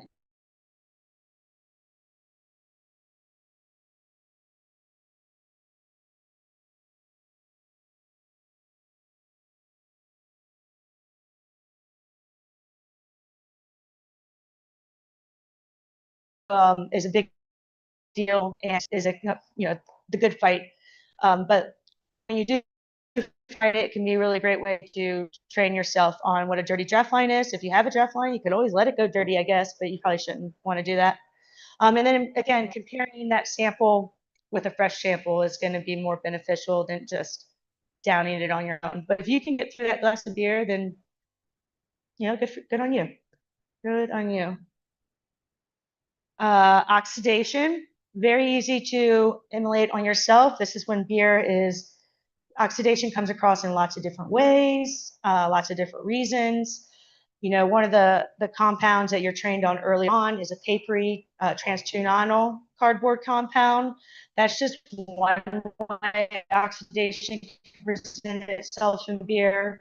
Oxidation can present itself that like honey or sherry lighting can oxidize and make metallic flavors. So sometimes a metallic beer is a result of oxidation. Metallic, I'll get to metallic again. I don't want to go too far in deep, but sometimes oxidation is intentional with like barrel aged beers. It's not necessarily intentional, but it's what happens with barrel aged beers who have that wood is ingressing, bringing it in, pushing out the beer. Kind of contributing small oxidative sherry notes, which can be really nice depending on the type of beer. I once had a brewer tell me that they had a brewer who was, I guess, pretty new or what into barrels, and the oxidation of it's going to kind of give a little this, a little that. Well, that brewer took that to mean let's purge the barrel with oxygen. That didn't go well. That didn't go well. So that was not the intent. Don't do that, purge it with CO2. But, you know, leaving your beer out, you know, if you ever left your beer out like the night before, you come back the next day and you see it's super, super dark, it won't hurt you. It's not going to taste good, but it could be a good way to have some oxidation that you can sample with on your own. And okay, so different sensations to know. All of these you can find in different ways. You don't have to just drink beer all sourness and tartness, this is from wild yeast or bacteria contamination. There is a big difference, and you can pretty much taste a good and bad difference. Ice or goza, you can kind of find some of this in sour candies, maybe yogurt, to emulate what kind of sourness you would like to train on. Metallic, for me, I'm super sensitive metallic. This is a sensation in your mouth that's going to taste like blood or pennies. It's very copper-like. There is a, you can put a penny in your mouth if you want to try it. You could, I went and like bring this out in beer. If you're feeling like maybe it's a little there and you're not sure, the fatty acids in your skin will react with the compound in the beer to bring out this metallic flavor. So if you can actually, and I just kind of rub it on the side of my skin, and the fatty oils will bring out, you know, you can smell it or you can lick it and you will get metallic flavor. So if you ever just like little faint, you're not sure, try that test And if you're ever doing some sort of testing on a beer off flavors on a testing level, don't forget about that, because if you're doing something advanced, they might put a flavor in there that you can smell, and then you just smell it and move on. And then maybe there's also another flavor in there. So 10 minutes. Oh, well, I did get like 20-minute late start, so I'll go faster. All right, phenols. There are so many different there. Gosh. Again, I feel like if I had so much more time, I could really use more, but different flavors like 4VG, you'll find that in smoked beer, and you'll find that in wheat beer coming from the yeast, smoked beer coming from the malt. But in the sense of like wheat beer, I did crush up some cloves, try to stimulate that flavor. It was okay. It wasn't the best. It was just super, super strong. But just going to buy a wheat beer could be a great way to train on this flavor that's affordable, right? One of the problems, not a problem, but some wheat beers are more isoamyl acetate ester forward, some are more phenolic, 4VG forward. So learning which beers are going to give you more pronounced flavor can be a good way to train. Producing Brett yeast or drinking a beer with Brett, 4EP, that's another phenol formed by wild yeast, can make your beer taste like leather, horse blanket, sometimes a little medicinal. But if you have access to some of these like farmy flavors, or even where were we? I think we were at Stark's Brew the other day, and I was like, it smells like Brett here. It smelled like a farm, but to me, it kind of reminded me that. Chlorophenol. Chlorophenol is when polyphenols mixed with chlorine or chloramine, and filtering out your water is the best way to get rid of these flavors. But once it's there, and you cannot get rid of it. So I did stick a Band-Aid into my beer. The problem with the Band-Aid is that it's like really that 1990s Band-Aid, you know what I mean? It's like our Band-Aids are a little too fresh these days. About chlorophenol, the thing about chlorophenol is so easy to become acclimated to it very quickly, to the point where you don't even notice it. And maybe like if it's so involved in your brewery, everyone that works there might not ever notice it because they're so class. Bill was telling us a story about how he was at a beer festival, and these guys were like, hey, we really want you to try our beer. And he was like, okay. And he tried it, and they're like, you trying to be nice. And Bill's not nice, actually. His like, it's chlorophenol. But he was like, no, this beer has chlorophenol. And they're like, it does not. And they were like so set on the fact this beer did not have chlorophenol that he says they kidnapped him, but they took Bill and they put him in his car, and they were like, try our beer. And the whole town smelled of chlorophenol. Everybody was acclimated to it. And he's like, this whole town smells like chlorophenol, and like kind of explaining like why. And then I think they like just kind of switched I don't know what they did, if anything, but I guess they drove him back to the festival, which was nice. Just leave him there. Your problem now. But yeah, I think really the best way to kind of practice these beers, maybe not chlorophenol, hopefully you're not buying a beer with chlorophenol, but buying 4VG or 4EP beers are obviously the best and most simplest way. And hopefully you get to drink a nice beer too. Fun fact, when 4VG breaks down and gets old, it produces vanillin. So if you have an old wheat beer that has vanilla in it, it's because it's 4VG breaking down. So there you go. Now you have a way to practice vanillin. Esters. There are fruit flavors everywhere that mimic these esters. Isoamyl acetate is our wheat beer component with 4VG, right? It's got that nice kind of banana, not banana. Let's get that clear. Not banana from the store, like artificial banana, which I could not find artificial banana back home. I wanted to. I did get a banana, and I tried to like mash it up and stick it in there, and it was gross and it just didn't work. Circus peanuts? No. Oh, it just looks like banana ruts kind of. Yeah. Those are the best for doing this. However, isoamyl acetate in beer can be very low to very high, right? It kind of depends on which beer you're getting. the higher the fermentation, the more esters versus the lower, where you get more phenols out of that yeast strain with the ferulic acid that comes out of the wheat. But I did do some red apple slices with ethyl hexanate, which can happen from a little bit of yeast stress. This very much does cause a red apple flavor, at least for me. I found that to be very effective. I did the same thing with the green apples, but again, the type of apple really matters. I used red delicious apple. And then, ethyl acetate, it's supposed to be nice in small amounts, and then really harsh and solvent in larger amounts, and like nail polish remover. I did not spike my beer with nail polish remover. I did think about it. I went and got some, but it was god awful. I don't think I could have done it. But ethyl acetate for me, in that deep sniff you do after your cover sniffs, you're not going to taste or smell really that can be perceived. And that is a really great way for me to give it. All beer has ethyl acetate. It's just about the level of threshold that is going to come out in fermentation. Producing beer with warmer temps or ester-prone yeast is a great way to learn these flavors on your own if you are a brewer. And then comparing them with a clean beer, something like a lager, although there are types of lager yeast that produce isoamyl acetate too. So kind of need to know what your base beer is all about.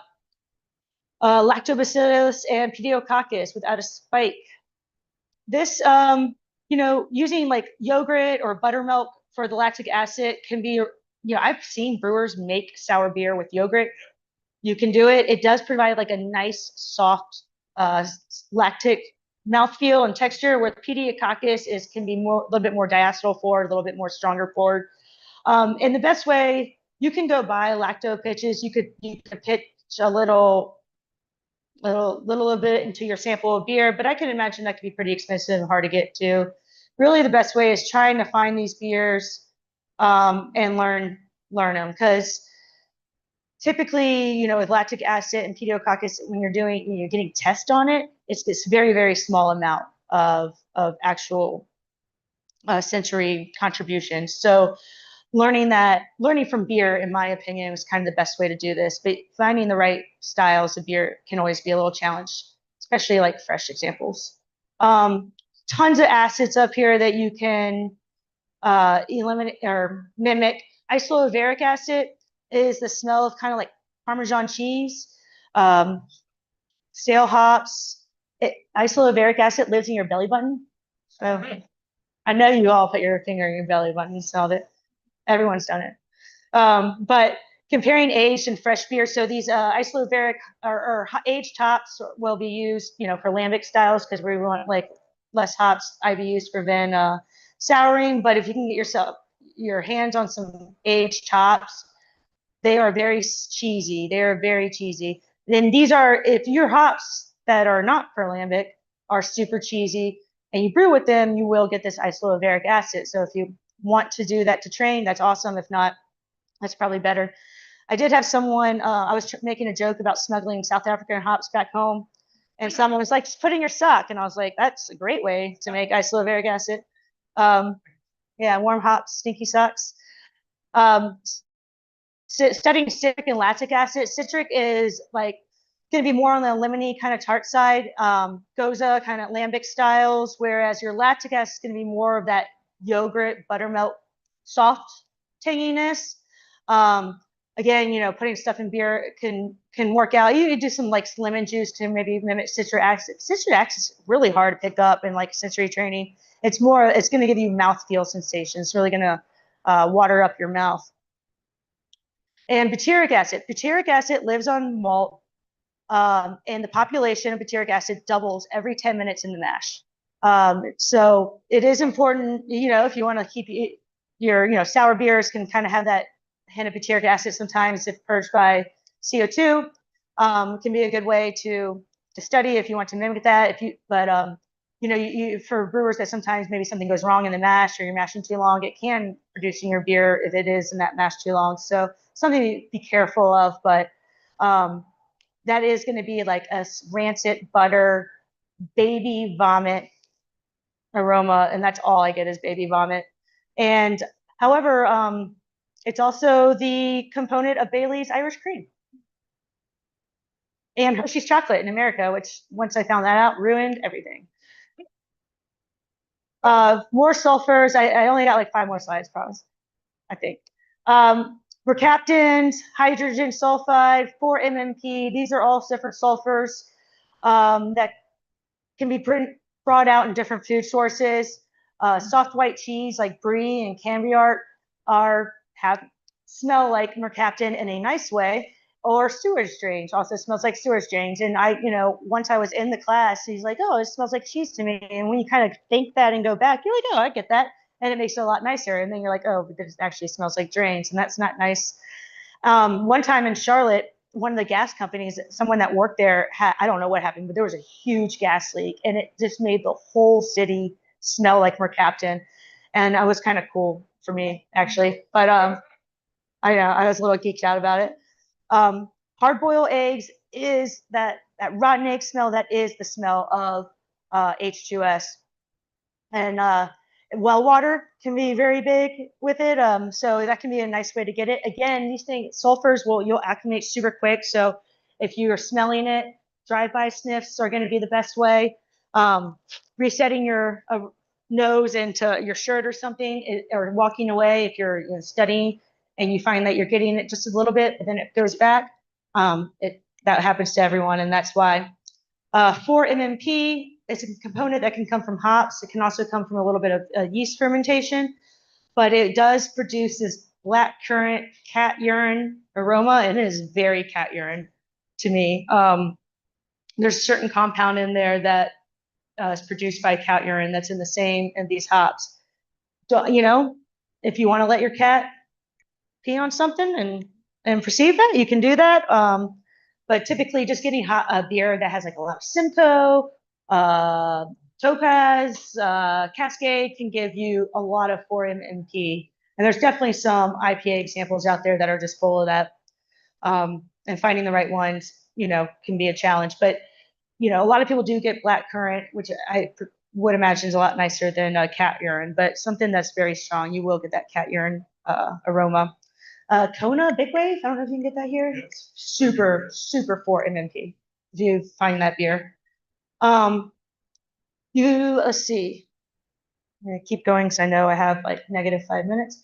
A couple other compounds that come from water. Geosmin, that is beet. That is the flavor of beet. That a geosmin beer, tainted beer, comes from a tainted water supply, but it definitely tastes like dirt, like beets. If you just want to get a little bit of beet or beet juice and dose it into a beer, it's going to work out real well. Isobutyl methylprizine is another compound found in water that is 100% green pepper or vegetable pepper, in my opinion.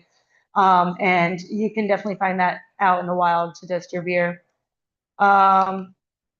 Some more hop flavors and compounds. God, hop flavors are everywhere. I mean, lemon and grapefruit, and we know we got piney hops, and we have thiolized and black tea, and damascene is a hop compound that comes from the pigment in the leaves when it changes colors. So a lot of fresh hop beer might have damascene, which is the flavor of cranberry juice. To me, and about the other half of the population, it comes across as tobacco. So again, knowing how these work for you are crucial. If you do not perceive cranberry juice and you're looking for cranberry juice, it's going to be a hard time if you're a tobacco person. Journal, rose, perfume. A lot of people like to say women are better at perceiving aroma and flavor, and that's just not true. We don't have any sort of different receptors. The thing is that we were, as girls or whatever, I guess when you're growing up, you are exposed to a lot flower aromas or perfumes. And so we kind of just pick these up a little bit better in a different way from experience, not because our DNA it is, but not for beer. And then beer, myrcenes, that fresh hop tomato plant, fresh hops, very much a vegetable aroma from the fresh hop. You can even, go downstairs to the Charles Farm booth and grab some hops, put in your beer, and you'll definitely get myrcene. 4-MMP can also come from, comes from hops majorly. It can come from a little bit of yeast fermentation, isovaleric acid we talked about. Brewing smash beers is probably the best way to learn about different hop compounds. And what, I love a smash beer. Most of our IPAs are smashed just because I can be a little lazy and that's easier.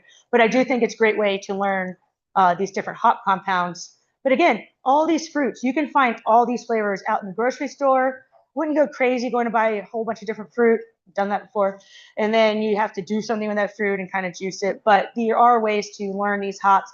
And then luckily there are a lot of hops out there too. Like you can take some hops home and do some hop rubs. More malt flavors, all sorts of different things come from malt, smoked malt. You got chocolate compounds, 4VG again, vanillin, alcohol, malty biscuity. A lot of these are coming from your malt in the malt house. This isn't going to be as easy. You can't really just take smoked malt and like grind it up. It does need to go through a fermentation process, but malt steeps are a super, super great way. If every malt salesperson could come to me with malt steeps instead of malt samples, I would invest way more time into them. It's not doable. They're very hard to make. They last for about 4 hours until they're bad. But I have understood malt, the difference between subtle malt differences way easier doing steeps than just or even just brewing with them. Like the steep will really bring out, I highly recommend doing a steep between Vienna and Munich. I think a lot of you would be surprised how different they are. Okay, so wrapping up, you don't need expensive kits. You can use many different household items and food to mimic these flavors. You can do small batches, get together with people, take notes, and join different groups. And really, a combination of all these things is really what's going to set you up for learning off flavors without off flavors. But I have off flavors. So I'm going to let Rob call the winners. So when you don't win, you can get mad at him. And then just hang out when he calls. There's 3 of them. And if you win, just hang out until he's done calling them and come up to me. And if you need a ticket, get a ticket. It's your last chance. Connected. You hold that. Yeah, so he should have a number and you should have a number. Is that correct? Okay. Yeah. If you need a ticket, raise your hand and Rob will give you a ticket. Do you have more tickets? I think I gave you. You just kept them. Those are my tickets, Rob. Brought those from America. It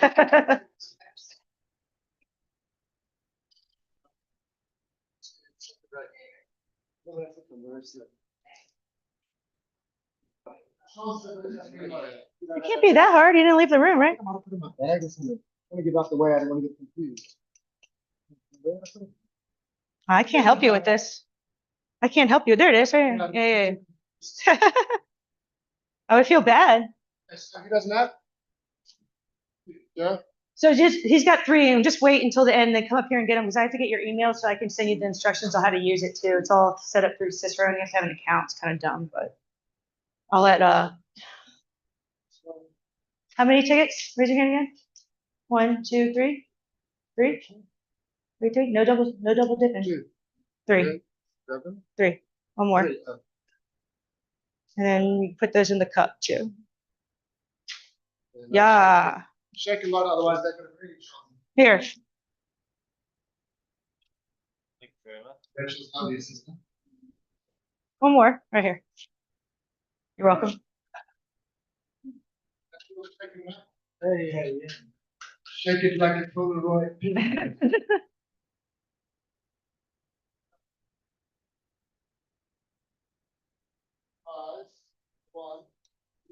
This Walker, no, it is. That one, Rachel. Maybe. Oh. That is. I mean, yeah, sure. Sounds good. And the lucky winner is. Everybody look at your chairs. It's nothing. 9, 9, 3, 0, 8, 8.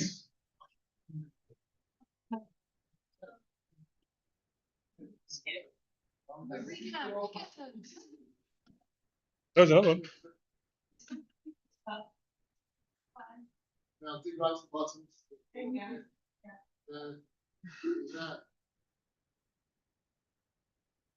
Nine, 9, 3, 1, 4, 9. Hey! Jesse! Okay. Any other requests with different voice styles? Game show host.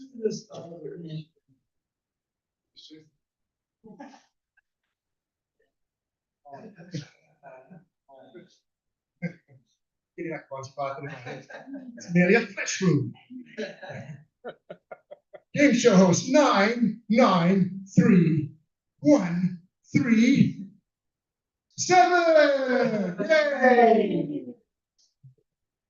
Okay, so you guys just catch up to Rachel afterwards to grab them. We need to get everybody to a break. Rachel, thank you very much. Yay! Thanks for calling us. Thanks.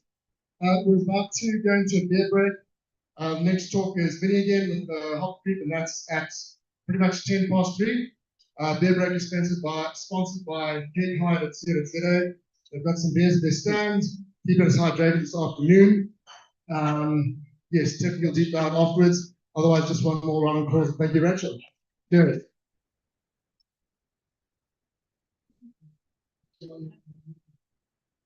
Thank you. See you guys.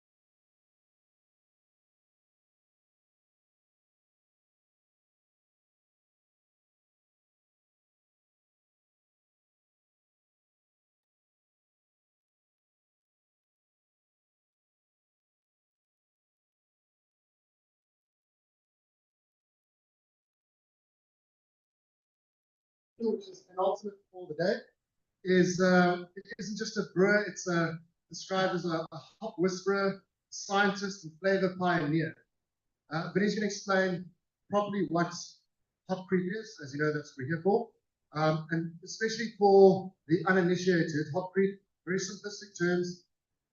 Everyone here, from what I can see, looks like they understand, but just in case, the enzymes in the dry hops break down the fermentables, break down the sugars inside some of the left in the wood, causing new fermentables, causing unintended fermentation if interacting with yeast, which means that you get more alcohol, more CO2, and unintended off flavors. But we have the expert here who's figured it out in the whole presentation. And nobody better to explain it than the man, Vinny himself. He's one of the first to do proper research in modern craft time, as Vinny will explain, is an old phenomenon. He's going to guide us as to what happens, what it is, how to deal with it, and importantly is to take into account that, I mean, they, as you know, Rush make big poppy beers, and in 2019, they faced one of their worst cases of hop creep ever, and it triggered a full-on investigation, countless experiments, and ultimately breakthrough that Winnie Mandela. I have Winnie Mandela. That's it. Earlier on the voice notes, I don't know why I was saying, where's Billy? And that's like a South African name. Billy used to be one of us now. Welcome, Billy. He's found these breakthroughs and he's going to show us how to deal with it. He's done all the work and he's brought it all the way to Africa for us to share his learning. So, ladies and gentlemen, welcome back, Billy Chiletso. Thank you.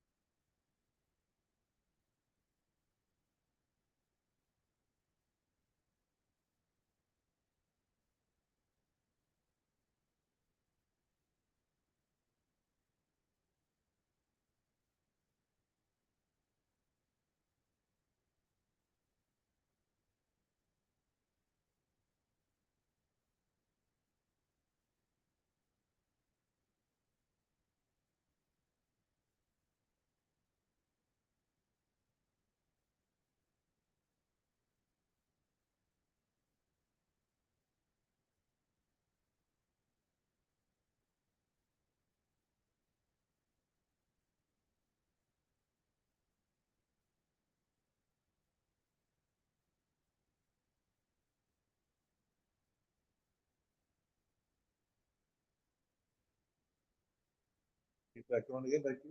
Sorry about that. So yeah, that's pretty much your MASH enzyme package there. We know for sure there's alpha and beta amylase, and that's doing the heavy lifting. There's research being done now that there could be a little more going on than meets the eye, but more to come there from academia and research that's going on both at Oregon State University and at UC Davis as well. So a little history on hop creep. Rob, we talked about this earlier, and maybe you mentioned in the intro that this is nothing new. In 1893, Brown and Morris, which are these researchers that are doing beer research back eons ago, come across this phenomenon where they're seeing secondary fermentation. They had more of an eloquent name. We call it hop creep. They call it the freshening power of hops. So, and then in 1940, more research was done. Oddly, in 2016, our good friend Jason Perkins, who would be a great candidate to come to this conference and speak for you guys, to y'all. He calls me and says, "Hey, do you ever see secondary fermentation after dry hopping?" Because they were making their first dry hop beer. I said, "Yeah, we actually see it all the time, and we just kind of live with it, but we don't know what it is."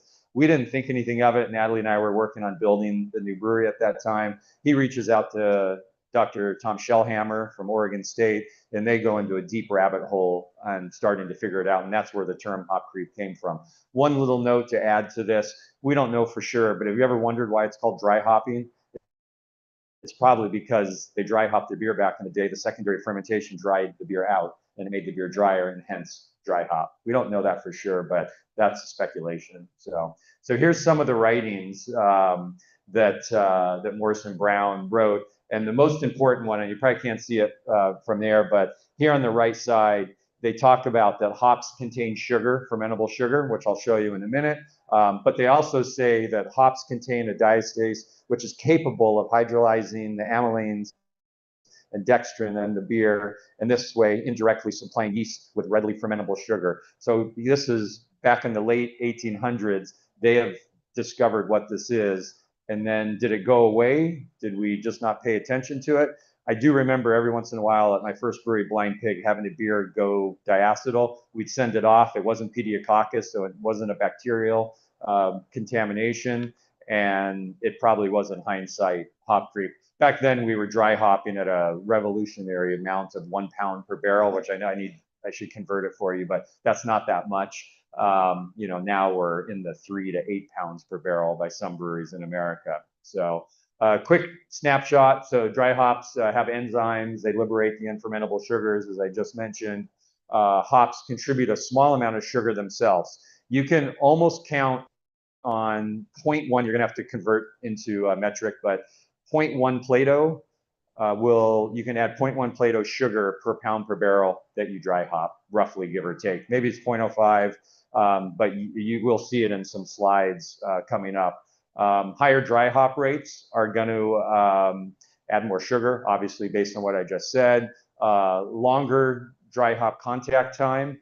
So the longer you leave your dry hops sitting on the beer, the more those enzymes are going to keep breaking down the unfermentable sugars. There does come a point where it does finally stop. It's not going to go all the way and become a brute IPA or whatever. Higher mash temperatures, more dextrin malt, more unfermentable malts. That's all going to potentially contribute to hop creep. The flip side to that is we've done a ton of research on this, and we've come up with ways to still be able to use dextrin malt in a higher mash temperature if you still are looking for body in your beer. And I think here you guys kind of need that because your customer isn't as quite as technical and advanced as what we see in USA, and particularly in California, where really it's the beginning of craft beer. Anchor Brewing Company, New Albion Brewery, which was really the very first small brewery since Prohibition in America, which was in Sonoma County, where we're at, and then of course the great Sierra Nevada. So there's different enzyme potential in different hop varieties. I'll show that a little bit between Simcoe and Amarillo. And then finally, there's some definite research that Tom Shellhammer has done at OSU, Oregon State University, that shows that farming practices are going to affect the hop creep as well. And those things are hard to control, but at least if you know, it's just good to have that information. So why is hop creep a problem? So these are 4 things I'll talk about. It's a legal concern. There's safety issues, cans bulging, bottles exploding. Legal would be if you're over the label limit. Are you guys 0.5 here? Is that the legal? Yeah.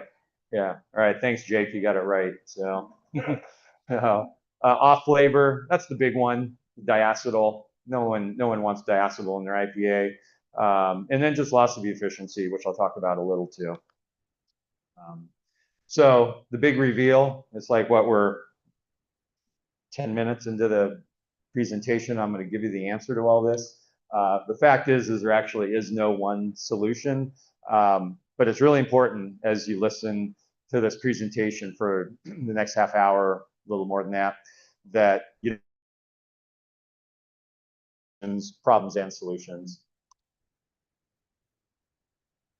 A perfect example is if you're in the talk with Natalie and I, hour plus ago, at the end, after Steph's question about the Hop Quality Group, and Natalie talked a little bit about the Hop Quality Group, which was it's a nonprofit that we helped start with 8 other like-minded breweries to be a conduit of information between hop growers, hop brokers, and small breweries. and to try to bring them together, because at the time brokers didn't want the small brewer to connect with the growers, and we wanted to do it. And some of you may know John Mallett, who was just here a couple weeks ago. It was actually his idea. And anyways, long story short, the first research project we did was kiln trials. At the time, hops were kilned at a higher temperature through most of the industry. And the idea that we had was that let's lower the kiln temperature to promote more of those essential oils, those delicate oils that are in the hops that we all love and want to have in the beer and not blow off. And so we did that. And we did this great study where Tom Nielsen, who then was at Sierra Nevada, and then our hop consultant, Val Peacock, they would go into the kilns and they'd reach down and get samples from the bottom, the middle, and the top. And then they would take them in, do some lab work on them. And basically, the stuff at the bottom was overkilled, the stuff at the top was underkilled, and the middle was just right. But those hops end up in a big pile. Everything kind of coalesces together, and everything equalizes out.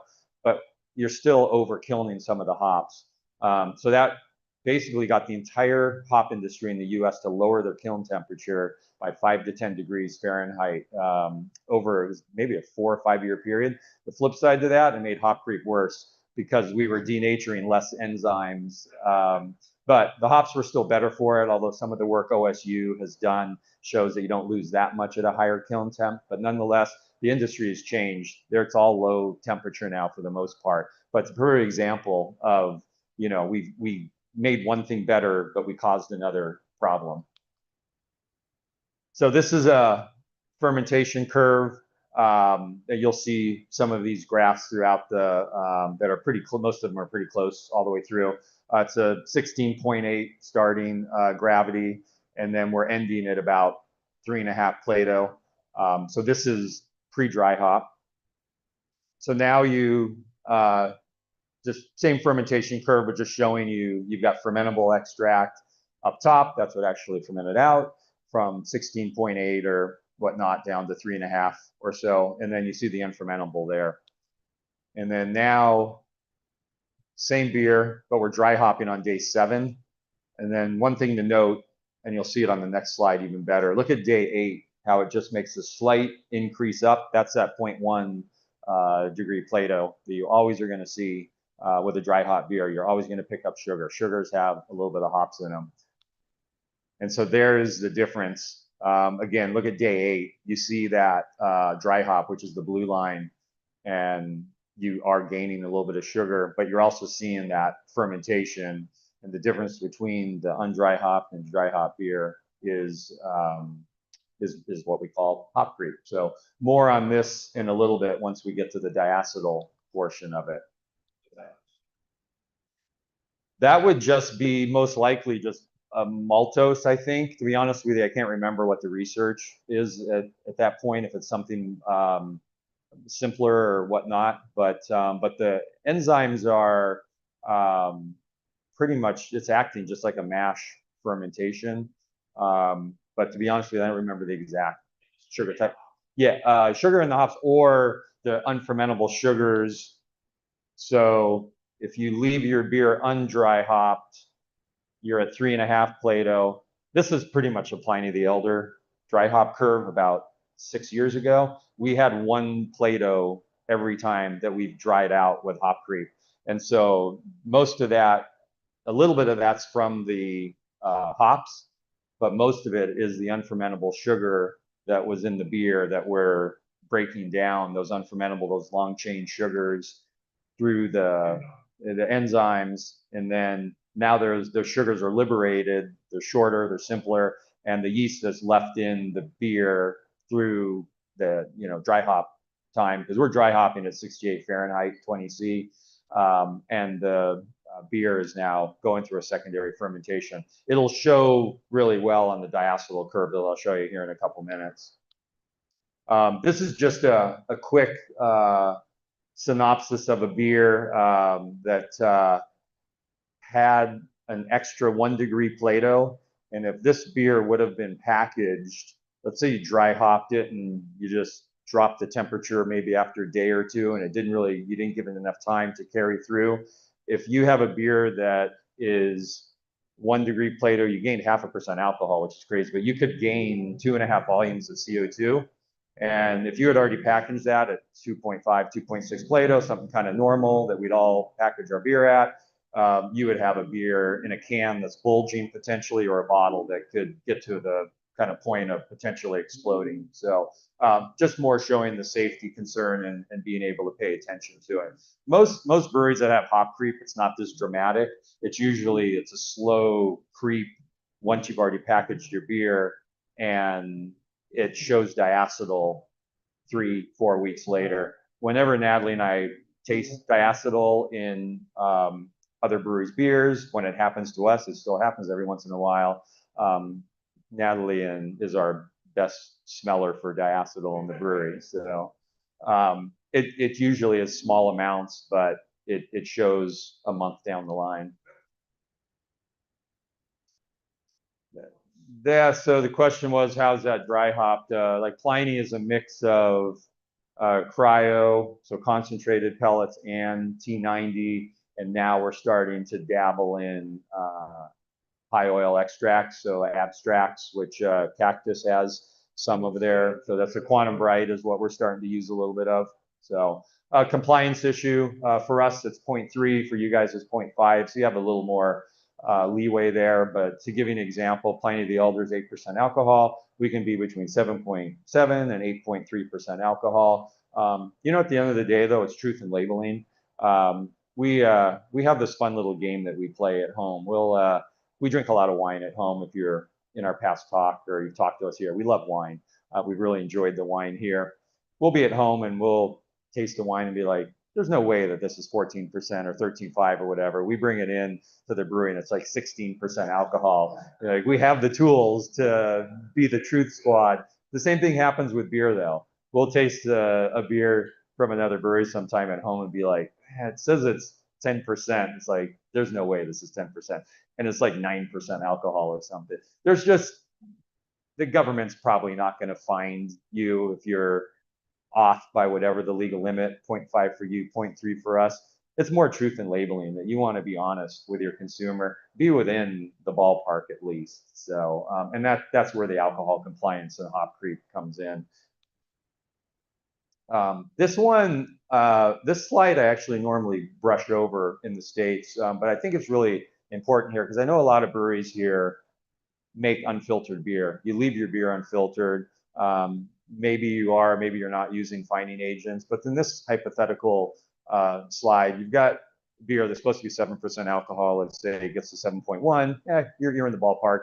But because you're an unfiltered brewery, there's yeast in your beer, and maybe some enzymes from the dry hops are still in the beer. This is where you get in trouble. You clear diacetyl in the brewery, it tastes fine, but there's a little tiny bit of enzyme and sugar, and a month, 6 weeks later, your cans or bottles are now showing a higher alcohol content. And I think that's something that you really need to pay attention to. We're very fortunate and lucky to have a centrifuge at each of our breweries. In our pilot brewery, we use biofine, so it's a fining agent. I'm sure you guys have something similar here. Even our hazy IPA, we spin through the centrifuge to get the big yeast out of it and make sure hops are totally out of it. Because we don't want to end up in the situation where an unfiltered beer with yeast and then the enzymes that may be left in the bottle or can in the beer start breaking down into simpler sugars, and you have yeast, and suddenly the yeast wakes up and it's like, oh, this is great, I'm going to start fermenting again, and then you have diacetyl in your package. And that's typically how it goes, at least back in the States. It's the brewery tastes great when they package it. It's a little bit later, and the package hasn't been sold, consumer hasn't drank it. I'm going to jump through the next 4 slides. A few years ago, I did a similar presentation with a lab or a hop scientist from Sierra Nevada. This presentation, as I said, Lucy has it, or my email's on the last slide. I'm happy to email it to you. But these next 4 slides just show different sugar makeups. But I do want to get to some other slides that really show some actionable items that everyone can take to not only beat hop creep, or at least manage it, but also just make better beer all the way around. So diacetyl, that's the big one, as I mentioned already. No one wants diacetyl in their IPA. So this is a similar fermentation curve. So you got the yellow, the sugar, and then the red is your diacetyl spike that you're going to get from a normal fermentation, and that beer finishes at about 3.5 Plato. Your diacetyl has dropped to a manageable level, and then we're going to dry hop this beer just like we did before. And now this is that same fermentation curve. You see on day 8 that little spike again of the sugar that's from the dry hops, the 0.1 Plato per pound per barrel. And then now you've got that secondary fermentation with the diacetyl and that huge spike up to 175, a little over 175 parts per billion VDK diacetyl. If you package this beer over 100 ppb, you're going to taste it in the beer. Back when I made these slides originally, we were thrilled to be 50 to 75. We're typically under 50 now through some of the processes that I'll show you later. And that's kind of why I leave these slides the way it is now, because right as you see it, because this shows how we used to be with our diacetyl levels post dry hop.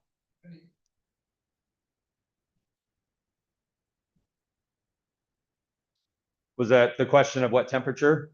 Yeah, so the question was what temperature we dry hopping at. That's we dry hop at 68 Fahrenheit, so 20 Celsius. And I'll talk about cold dry hopping a little bit later on, but we believe that warm room temperature, I guess you'd call it 20 C, we find the best results. Yeah, if you do dry hop cold, you won't have the diacetyl issue. So, but I think the aroma is much different that way. So we want to figure out, like, how do we test for, we need to have some baseline. We have different ways that we can work through the diacetyl, the VDK, once we have put those dry hops in. So the first thing is just to just wait it out. I think the most important thing on that first one is you have to take a gravity reading just before you dry hop. If you don't take a gravity reading of your beer before you dry hop, you're not going to know what your starting point is. Like, I know most of the breweries here are really small. You probably don't have the ability, you don't have a full-time lab staff, if you have a lab at all, to take a daily gravity reading. We are so fortunate to have 4 full-time lab techs that do an awesome job of keeping quality and keeping our team focused on quality. So if I could tell myself 20 years ago, when I started brewing, young brewer Vinny, I would figure out how to buy a DO meter. I'd have an extra tank to make deaerated water, and I would be highly focused on, at minimum, taking gravity on the first day of dry hop. And that's your baseline. And then you can watch it. Our rule is if it moves more than 0.1 degree Plato per day or for the previous 24 hours, we don't even move to step 2, because we know that if we fermented more than 0.1 Plato, the diacetyl is going to be too much. It doesn't even, it's just a waste of time to do the second one, which is the force diacetyl test. And typically, and then once you get enough reps in, you're going to know that you don't have to worry about taking a second gravity read until at least like day 3 or day 4. You're going to figure out what your cadence is of your cycle. And then at that point, you can go to a forced diacetyl test, which is a test. There's an ASBC method out there. If you can't find it online, you can email me. I've got it on my computer. I can send it to you all when we get home. But anyways, you heat the sample up, you let it cool down. You need to, and then you smell it. It needs to be smelled within, it takes about 20 minutes to cool down. After that, you have basically an hour. Otherwise, some of those diacetyl aromatics are going to blow off. And essentially, if it smells like buttered popcorn, then you still have diacetyl. This is how 90% of the breweries in America are testing for diacetyl for hop creep. So, you know, all it is, and I did a collaboration with this great brewery from Portland, Oregon called Von Ebert. They have a sous vide unit, and that's how they do it. We have just a little shake table mixer with a heating element on it that our lab uses, and so there's some inexpensive ways to do it as well, but this is pretty simple. And then you can check your diacetyl on a spectrophotometer, but we are oh so fortunate to have a gas chromatograph or GC, and so we rely on the first one, the time and weight and watch, the forced D test, and then the GC. We have a spectrophotometer, but we don't use it because we have the GC. So long story short, for us, we do not even look at a beer until day 4. And I'll explain why in a few slides from now, in some experiment we did during COVID. And then we move to the forced diacetyl test. And then if it's on day 4 and the forced diacetyl test is looking good, we'll start looping in our GC. And I realize probably nobody in this room has a GC, so you don't really need to worry about that. You can easily rely on the first 2 and have good, reliable information, but it's critical that you take that gravity on the first day before you start dry hopping. So, and just real quick, some operational concerns. This is pretty obvious, but it's worth stating that, you know, we're all in the business to make beer, and we're in the business to make beer to make money.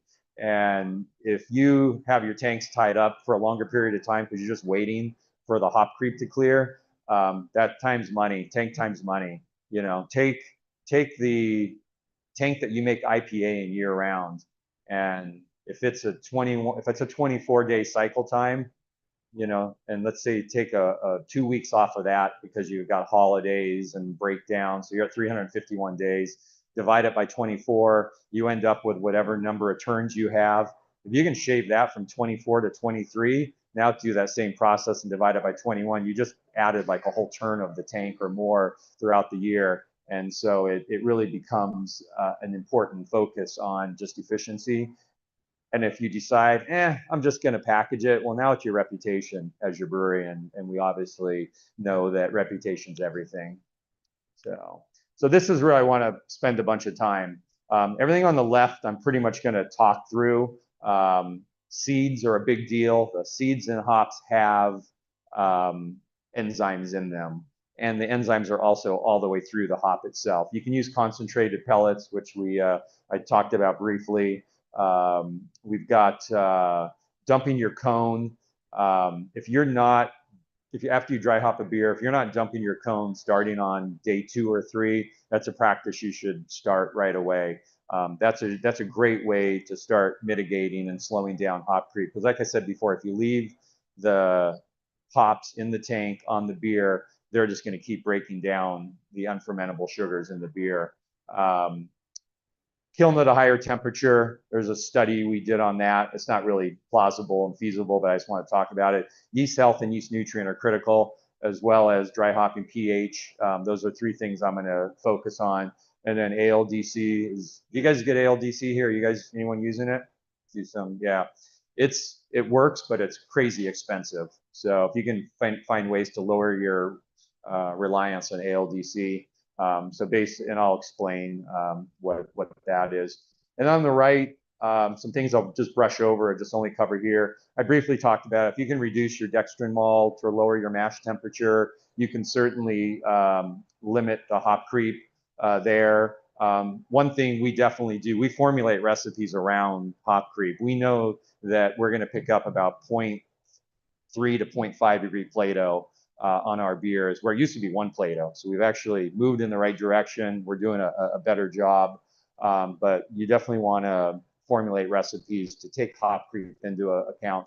Seedless hops, that would be all New Zealand hops right now are seedless. Not that you're going to use all 100% New Zealand hops, but just to give you an idea, that's an example of hops that the way that they breed their hops in New Zealand right now, where everything that's been released up until now are pretty much 100% seedless. Lowering your dry hop temperature, we were briefly just mentioning that through that question.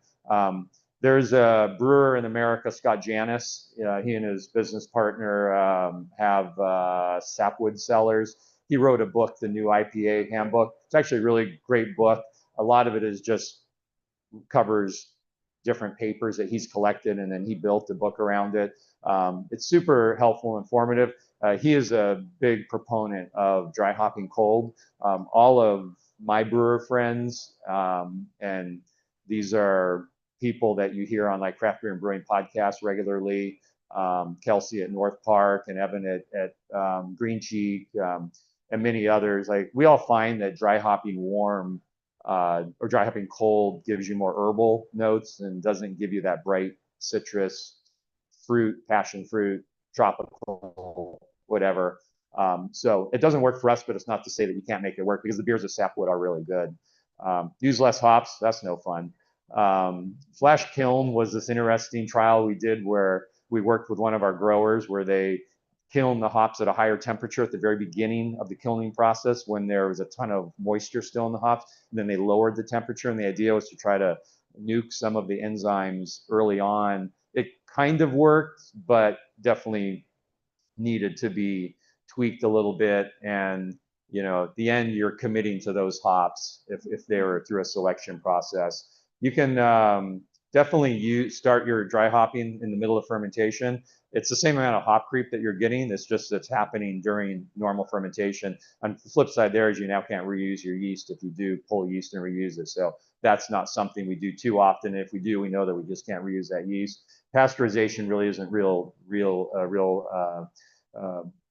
solution, but I do know a brewery in, I think it was Australia, that I was on a panel with a few years ago. They pasteurized their beer before they dry hop, so they basically kill all the enzymes before and after. I think they maybe even did a double pasteurization, but anyways, not something we want to do.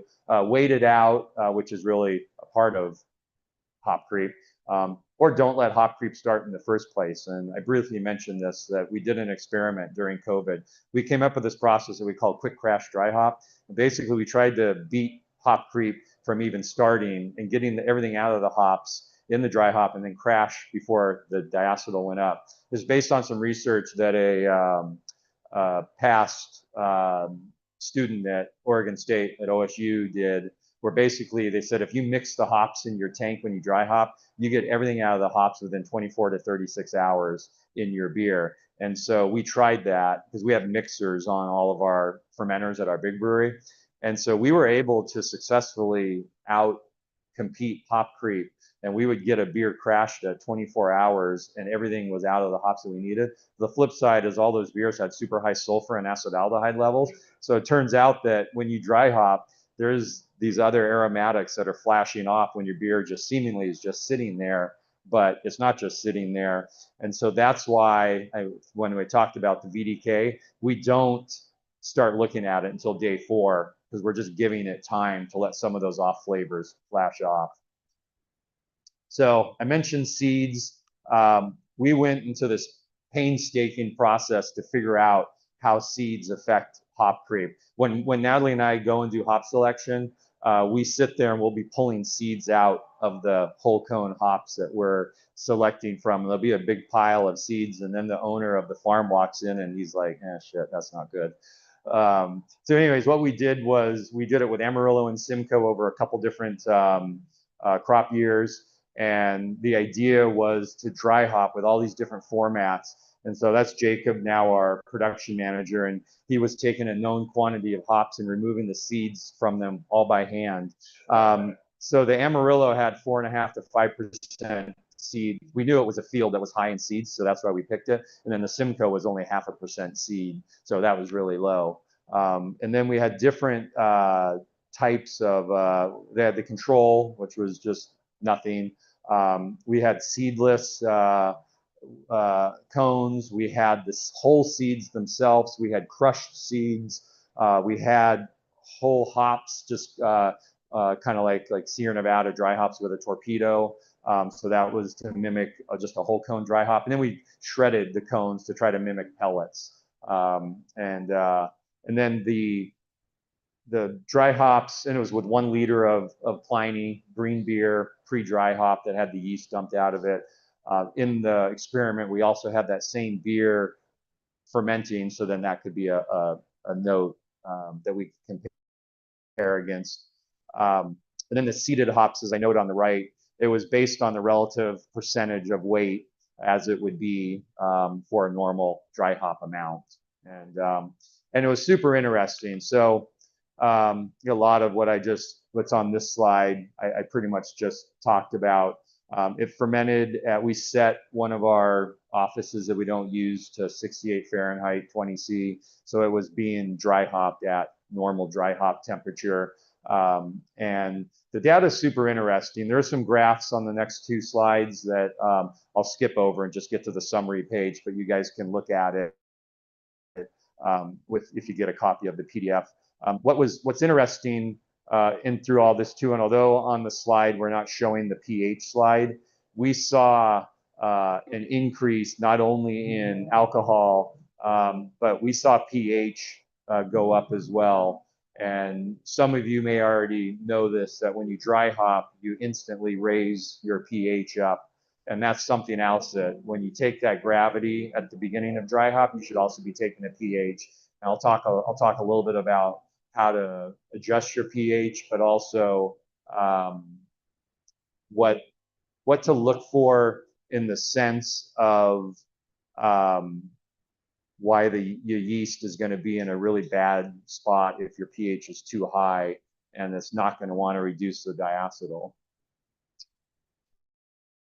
So again, you can't really even see any of these numbers, so I'm going to just brush through. But we had Simcoe and Amarillo. Again, the Amarillo was 4.5 to 5% seeds. That's a really high seed content. They have these leaf and stem reports, and they're total bullshit. They always say under 1%, and with we'll be there with a cut of hops, and we have a pile of seeds. And the most striking and interesting part of all this is that the whole study was on seeds, and we figured out that the crushed, if you dry hop with just the whole seeds, we actually didn't see much hop creep. But the crushed seeds, there was a ton of hop creep.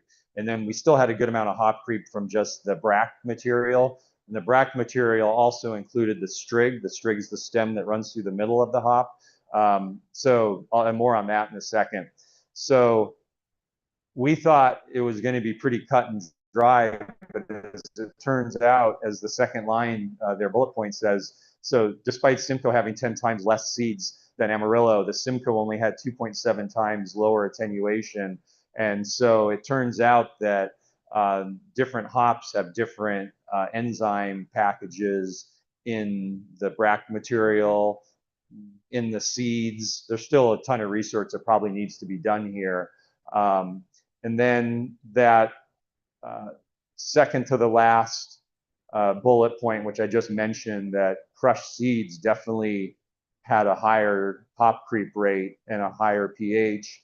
But then the last one is the presence of seeds can definitely influence it, the hop creep. Because if you think about all the pellets we use for dry hopping, those whole cone hops have been run through a hammer mill, and they're just pulverizing the hops into a fine powder, and then they go through the dye and they're turned into pellets. And so you have no control over this. But there are some farms in the Pacific Northwest, and Luke knows this from being in Yakima, that want to present you with pellets. And some brewers like to use pellets for their hop selection. We like always having the whole cones there because we can at least see the seed content. Our absolute favorite Amarillo field is a high seed content. We never select that field now for our dry hop Amarillo because we know it's going to have a propensity to higher hop creep, which is unfortunate, but at least we know it.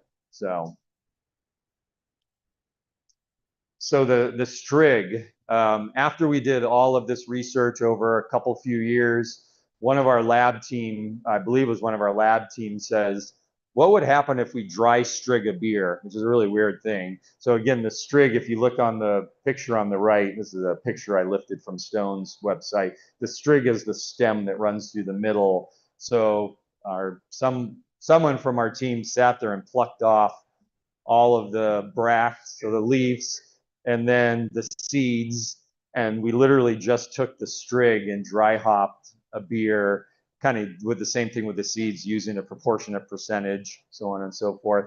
And so on the Amarillo, it only, if you look at the middle line, which is Strig only, no bract or seed, it only attenuated 0.09, which really isn't that much. But if you look at the Simcoe at the bottom, that the Strig only, it attenuated just the Strig with no other dry hops, 0.58 degrees Plato. That's a crazy amount of fermentation just for a stem. Well, it was based on the percentage of what 2 pound per barrel, and we kind of guessed, but like it was crazy to see the increase, and so we didn't really do anything with this. It was just more information is power, and at least we know. We've talked about going back and doing the whole study all over again and having it be the bract, the Strig, and the seed separate, but we haven't had time. And I'm not sure if we ever will do it again, but it was just an interesting observation, being that the Simcoe only had, a tiny percentage of seeds, and then 0.1% seeds, and yet we still saw that giant increase. Concentrated hops, this is a study we did probably a decade ago now, where we took a Row 2 Hill 56. It's a Simcoe focused beer, and this was just when cryo was coming out. So we dry hopped it a little more than we normally would, the bottom one, which is all T90 pellets, 3 pounds per barrel. And then we did 100% cryo Simcoe dry hop at 1.5 pound per barrel. We blended that batch away because that's not enough green material to give you the mouthfeel we like, but we just wanted to see. And so we did have less hop creep, pretty significant less hop creep, and the number of days that it took to clear the beer was pretty significant. Mind you, this was before we added in better yeast handling, yeast nutrient, that sort of thing. But it does more. I just wanted to show that concentrated hops do, like cryo or CGX or whatever, do help reduce hop creep. But you have to be careful, because if you use too much of those concentrated hops, you end up with not enough mouthfeel. High kiln temperature.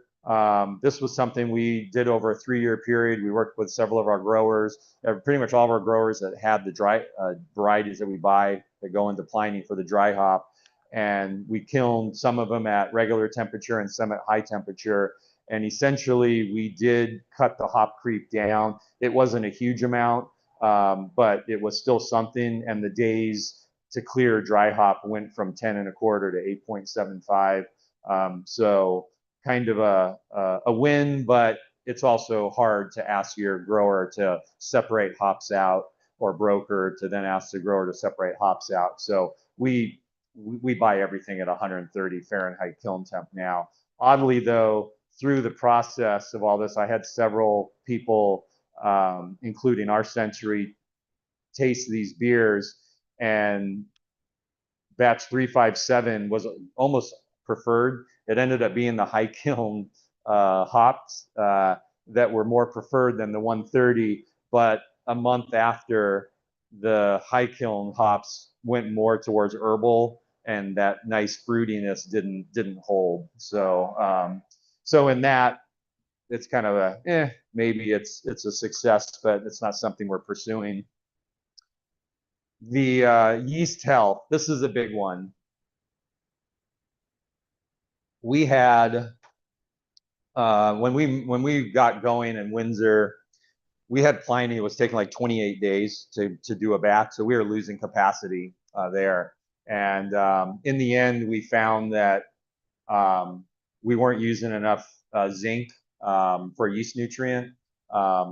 If if you are not using zinc as a yeast nutrient, I would highly recommend moving to zinc. If you're using a yeast nutrient that has other stuff in it, you don't need any of that other stuff. All you need is zinc. A lot of those yeast nutrients like Cervomyces that like we can get, I don't know, you probably can't get that here, but I'm sure you have like Yeast X or something that's available to you all. Those things are full of a lot of FAN, free amino nitrogen. You don't need FAN. If you're an all malt brewer, there's plenty of FAN in your beer. In fact, there's excess FAN. Once you get through fermentation, whatever excess FAN, that's your enemy because it's causing Strecker degradation. It's causing oxidative. Those are the precursors that cause oxidation. All you need is zinc. And those are our use rates. One of the issues that we found for our yeast nutrient and yeast health was that we weren't using enough zinc. There's a really great brewery in Athens, Georgia named Creature Comforts. They had the exact same thing we did. When they figured out how to deal with hop creep, they didn't fix it completely, but they at least managed it. It was all based on yeast nutrient. So not only in our case or Creature Comforts did we reduce our hop creep significantly, we were making way better beer because our yeast was in much better health. And the reason for that is you need to have really strong yeast health so that the yeast can reduce the diacetyl. And so with that in mind, toxicity is at 1 part per million. You do get a little bit of zinc from your malt, but you can use and then strongly consider moving that zinc addition from the whirlpool to the fermenter on the cold side. And that's something that we moved to, it's probably been 2 years now. That was something else. Now we're consistently adding the right amount of zinc because when you add it to the whirlpool, you don't know how much of it's getting caught up in the true pile in your whirlpool. Here you can add it, just go right into the fermenter. Most of you are on the smaller side, so you can probably just go up to the top of the tank and dump it in. At our big brewery, we add it inline.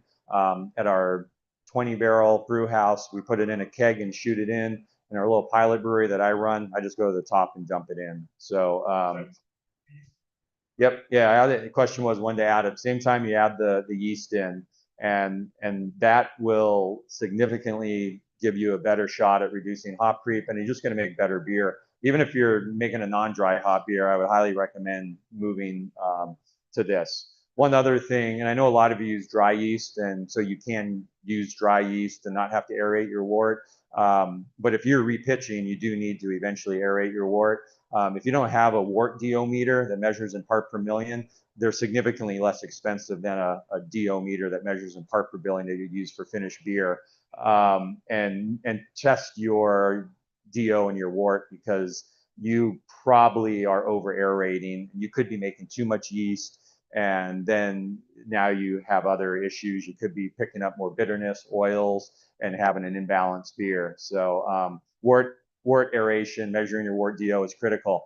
You guys are a small enough cottage industry here. You could almost see if you're, I assume you have some sort of like South African Craft Beer Association.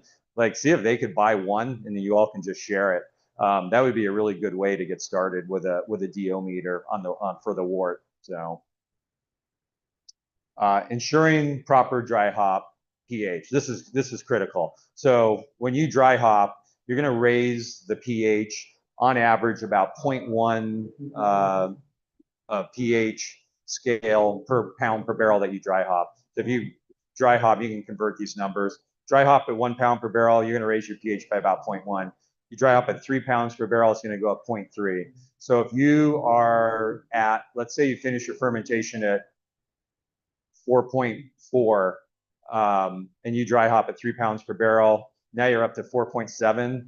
The yeast will stop, or it'll reduce the diacetyl or have a harder time reducing the diacetyl at 4.5 or higher. So something we moved to is adding food grade phosphoric acid to the beer just when we're dry hopping, and that will reduce the pH enough to put it in a range so that we are dry hopping at the right pH. The pH goes back up, but it's still at an acceptable level so that the yeast can reduce the diacetyl rather quickly. We sometimes are clearing diacetyl before that 4-day number that I gave that we leave. So super easy thing to do. Then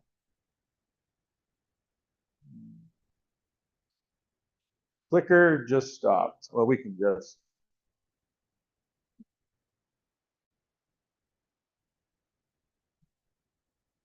Nope.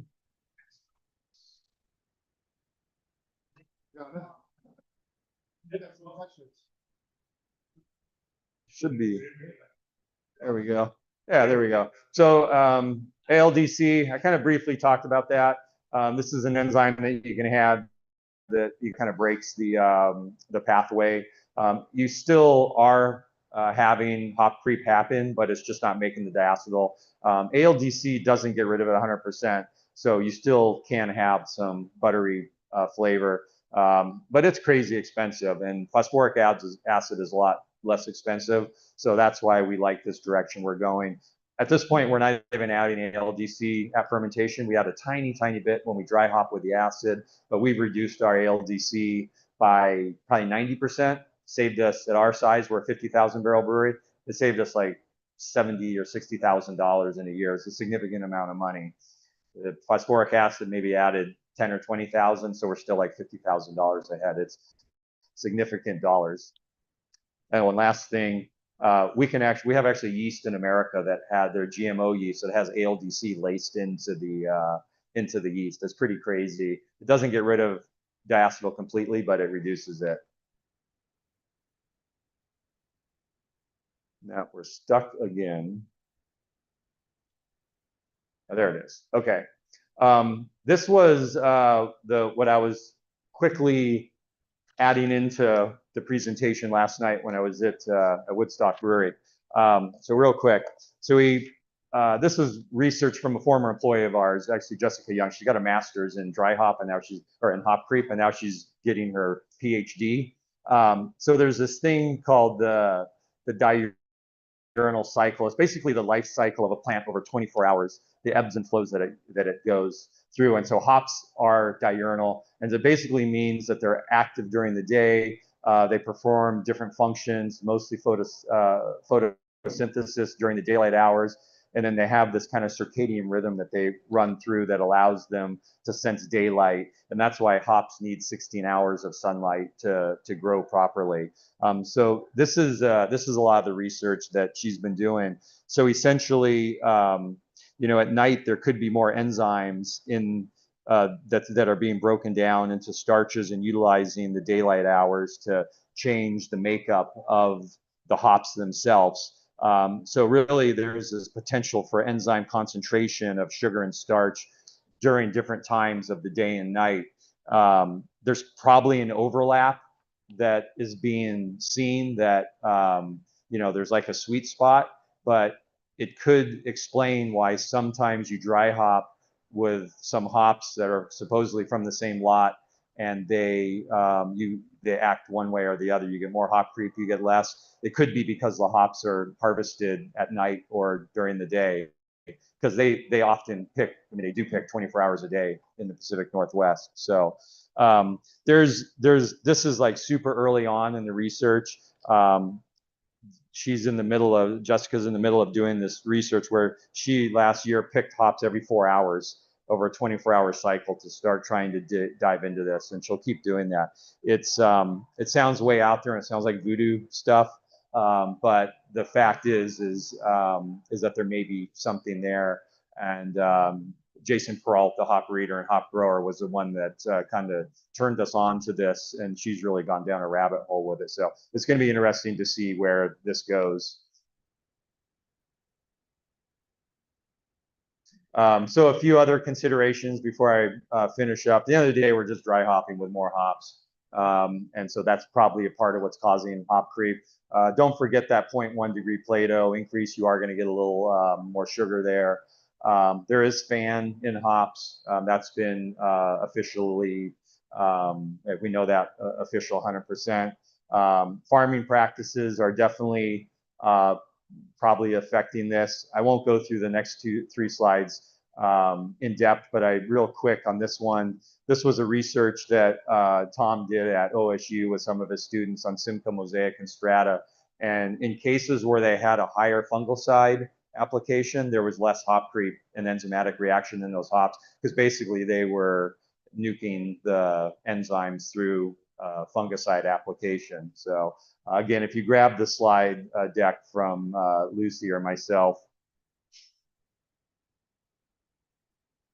you can read some of this farm practices stuff.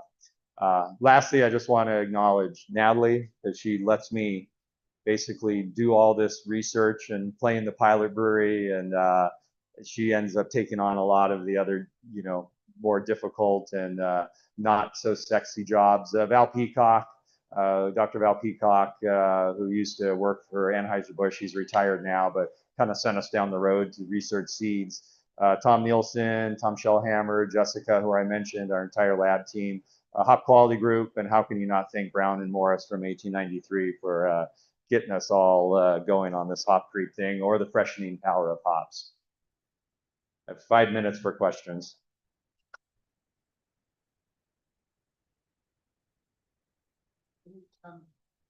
You said that you wanted to do dry hopping after you got some of the east, but you only did it at 20 degrees. Do you do a soft crash to get to drop the yeast first? Yeah, the question was, do we do a soft crash? We don't right now.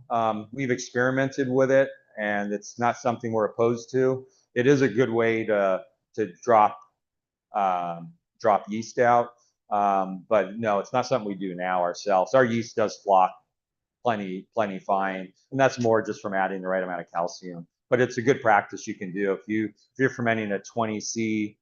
Maybe you do a soft crash to 19 or 18, yeah, something like that. No.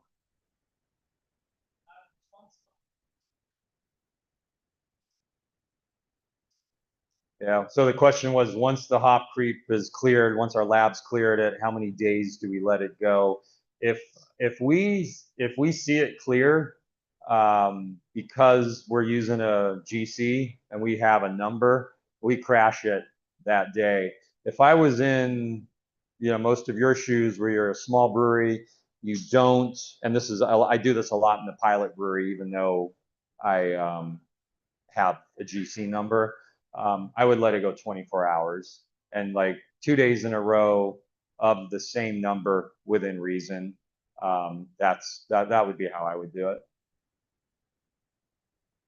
Any other questions? Awesome. Well, thanks again. Appreciate you coming out. And again, thanks for having us. Natalie and I have had an amazing time in South Africa. We go home tomorrow, but we'll definitely be back. So thank you all again. Thanks.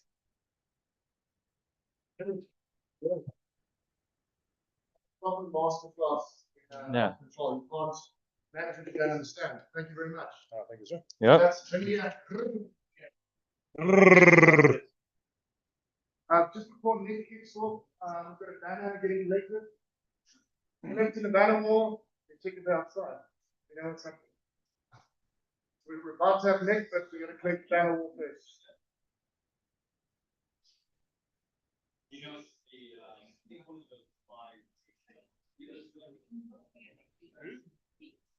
I was always going to think for. I was always going to somebody please.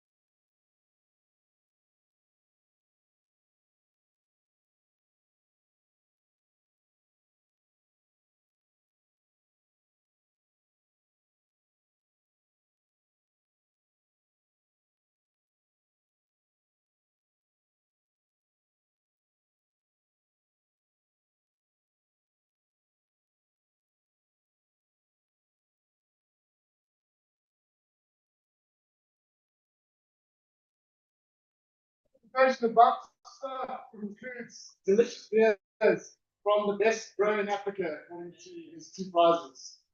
Yeah, but I'm gonna go loud and try and bring people inside.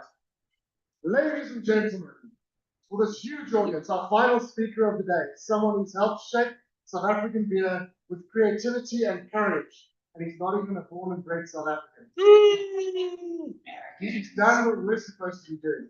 He's taking our natural ingredients further. Nick Smith, the founder, who sent me this intro way after I had this. The founder of Soul Barrel Brewing in Wines, originally from the US Foundation. He studied brewing at UC Davis and worked for New Belgium amongst others before bringing his talents to South Africa and to Africa. At Soul Barrel, this man from America has led the charge using indigenous African beers, more than most others, so the amazing irony, and winning awards for it too. Best beer in Africa, not once, but twice, and if you come tonight, could they get repeats? Who knows? Today's talk dives into sorghum, a great deep roots African brewing. There will be a tasting. It's our book for the past win. From tradition to innovation, it will show us how sorghum bridges the gap between past and future African beers. Ladies and gentlemen, imported from the US, best pioneer, 2-time best beer in Africa, surprisingly good dancer as well, and we'll obviously bit of that tonight. With surprises. Yeah. Mr. Nick Smith. Yeah. Hi guys. Okay, so we're just going to chat a bit about sorghum today. So, as he mentioned, we've been very interested in using local grains, kind of with this concept of producing uniquely South African beers. And for a few years now, we've kind of dabbled in Ukomboti and the brewing traditions there, and using different grains, particularly sorghum. And it's quite got a long, interesting history, and it's surprisingly how little it's used in brewing. There's not a whole lot, but there is some research out there on it because of what a lot of the multinationals have done and just the unique indigenous brewing culture here. So I think as local brewers, it's something we should definitely be looking at. It's a unique grain. It has some brewing challenges like all things do, but it's something worth looking at and playing around with. So where's my thing? Here we go. Okay, so just kind of an intro to sorghum. It's one of the 5 most important grains in the world, along with maize, rice, barley, and wheat. About a third of the world's production is grown in Africa. Other large growing countries are the US and the Americas and India. It's native to Africa, so it's an indigenous grain here. It's got a few unique properties to it that make it interesting and sometimes challenging to brew with. Barley is kind of, the natural brewing grain for a variety of reasons. It's really the ideal brewing grain, so sorghum has some other things to do. But for me as a brewer, like we're always kind of overcoming challenges and dealing with different brewing problems. So like that doesn't really scare me that much. I think what's kind of cool and interesting here is that it's pretty readily available. You can go to the shop and get king corn, which is what we did for the brew that we brewed for this thing, which you can brew with and make different types of beer with. So that's interesting. And then, yeah, like I meant a lot, there has been a decent amount of research in the 70s and the 80s when the multinationals started coming into Africa. For a variety of different reasons, they started using sorghum, and so there's a lot of papers out there about the different challenges you overcome in brewing.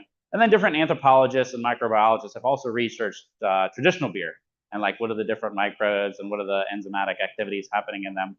So there is stuff out there, which is kind of cool. Basically, there's one main variety called sorghum bicolor. It's a tropical cereal grass. It's very interesting because it's strongly drought resistant. It pretty much is super hardy. It has deep roots. It can grow low rainfall. It can grow high rainfall in waterlogged conditions. It's good for the soil. And so there's other people kind of looking into sorghum nowadays for, different climate change resource type analysis and research. So like, I came across some papers that like the Gates Foundation is funding because it, in certain parts of the world, it's an important food source. And as, they're kind of trying to figure out what's going to happen with climate change, this can play a big role. Sorghum can. And so sorghum has a lot of, because of its hardiness and its drought resistance and its adaptability to different climates, it's getting a lot of attention in certain circles. It's the second most important crop in Africa behind maize. Like I said, it grows around the world and it has a variety of different uses. So food is a huge use for sorghum, biofuel, and then obviously beer, and then beef. Yep.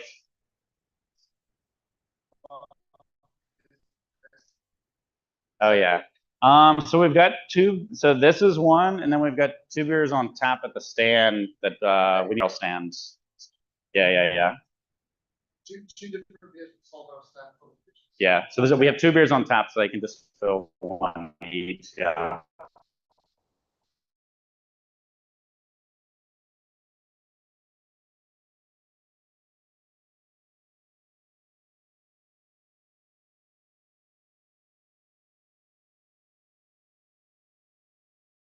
I maybe should have organized all in around Africa. What we generally know from the very sparse history of early civilization and brewing is that pretty much wherever people were growing grain and farming grain, they were brewing beer. So it's likely that sorghum brewing was a big part of brewing in Africa in prehistoric times, which I think is very interesting. And then one rabbit hole that I'm super interested in that I don't know there's been any research into is really, if you look at traditional African beer, and I have a slide later that shows like the many different names and varieties or types that I came across. You know, they're all very similar brewing processes. It's very similar types of beer. And so I'm super curious, you know, was there kind of an origin technique and then they all spread out? There's certainly a relationship between the different traditional sorghum beers. And I think that's really interesting and probably, I don't know, hope somebody will research that at some point. Okay, so growing sorghum. So farmers like to grow sorghum because it's low maintenance, it's very hardy, it's easy to grow. For brewing purposes, we want certain types. The tannins is important. The tannin can lead to astringency and brewing problems. You want high starch yields, you want high commercial yields, obviously. And then for food purposes too, it's considered a highly nutritional grain, so it's high in antioxidants, it's high in fiber, B complex vitamins. So it's a good food source, as well as like a grain in food. So as I was looking into it, the commercial viability of it as a food grain has had the challenges in South Africa because it's like a consumer perception, which I think we also deal with in beer. Consumers are kind of like trending toward maize a lot more in food products in Africa, I think particularly South Africa, as opposed to sorghum. And so that was kind of an interesting thing to me. A main source also for use is biofuel. So the stalk has sugar. So when you're farming sorghum, you can use the grain, obviously for grain and food, but the stalk has sugar like sugar cane. So you can use that as industrial ethanol and biofuel. The industry here, so there's like a sorghum trust, I think that's what it's called in South Africa, that tries to, you know, market it, and they do some research and they lobby the government. And sorghum production in South Africa has declined about like 75% since 1990 or something because, you know, because of the trend in consumers having more maize versus sorghum. And then, you know, that's the biofuel market is a global commoditized market. And I think there was some kind of start and start of like, you know, real large scale industrial biofuel production with sorghum here, and it never really got off the ground. It's probably some kind of corruption story or something, but it's interesting. So it is like a lot of different sectors are looking at it, and it does have a lot of value. So farmers want to grow it, but obviously farmers have to sell things, and they're going to plant what's going to grow and what's going to sell. Okay, this is the fun part, brewing with sorghum. Okay, so this is kind of the meat and potatoes of what we're really concerned about is, you know, how are you going to brew with it? So like I said, barley is really the ideal brewing grain because it mashes and gelatinizes at the same temperature. It's got a natural filter bed, blah, blah, blah, blah. It's got the right level of fan. But sorghum, we have to kind of do some different things. So the gelatinization temp is higher than barley. So just like with maize or with rice, you have to gelatinize it and cook it first in order to extract the starch into the liquid. So most of the research talks about 69 to 76 degrees. So when we did our beer, we tried to go in hotter, but it was a cold day and the stainless is cool and all that stuff. So we hit about 78. You know, a lot of times, you know, people talk about boiling it and like trying to hit those degrees, but I think, you know, that's kind of a efficiency thing that you're playing around with that you can dial in. The kernel size is very small, so it's very hard to mill, obviously in a conventional mill. If you buy the king corn, it's already pre-milled, so that helps. The large commercial brewers are typically hammer milling it. Then the enzyme potential is much less than barley, so it's like 10 to 20% diacetic power than you know, than barley. So that's a problem that can be overcome through enzymes. Alternatively, you can try and blend with like high diacetic power barley. So like, which most of, you know, most large commercial barley farms, you know, like for commercial beer, if we can call it that, is extremely high diacetic power because they're brewing with adjuncts anyway, you know. So like, so you can blend with super high diacetic power barley to overcome that, or you can add extraneous enzymes.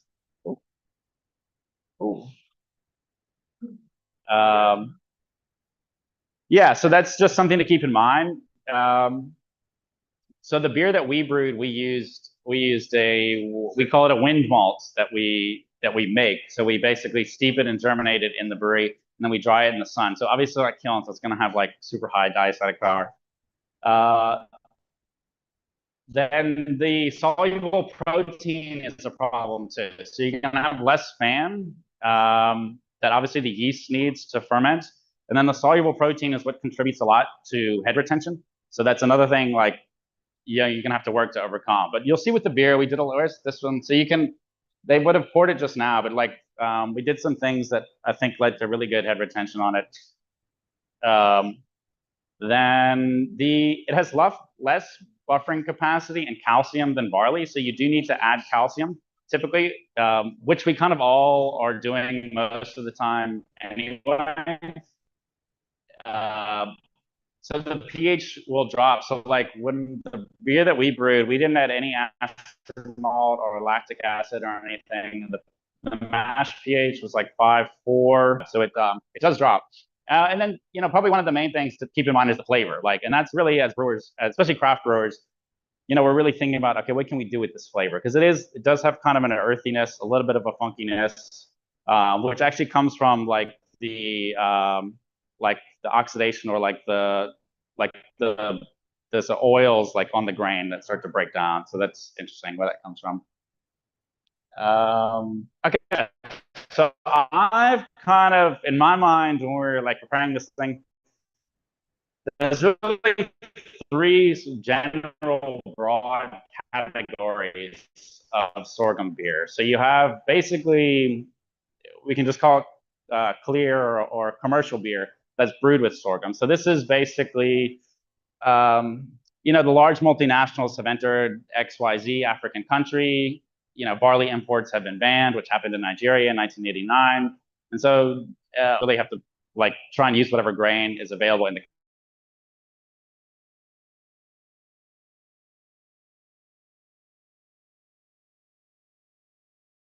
country. And so that's where a lot of like the original research into brewing with sorghum came from, at least like for Western style, you know, brewing. So that, for me, that's kind of one category of beers. Then the second category would be traditional African beers like Ukomboti, and category would be pretty much craft styles, gluten-free styles. So one of them would have been about 2008, 2009, 2010.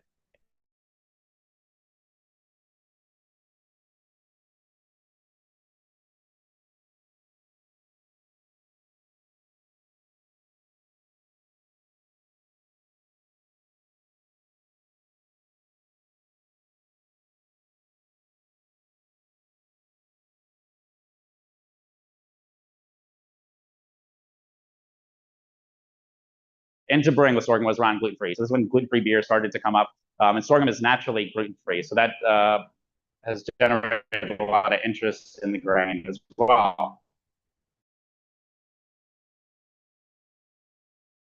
No, but I think it's over 50%.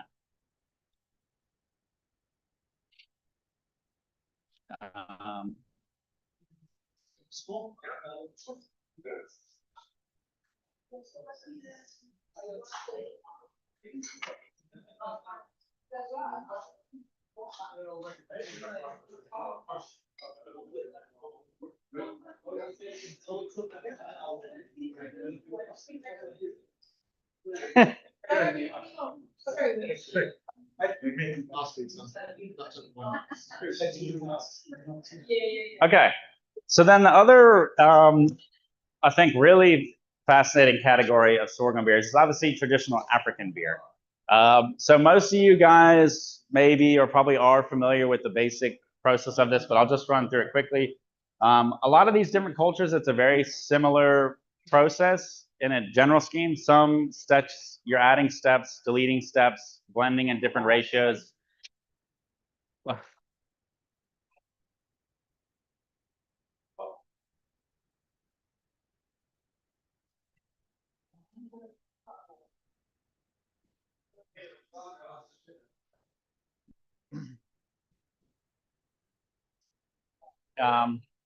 But anyway, so then this is kind of the basic. No, wait. Yeah, wait. We got time.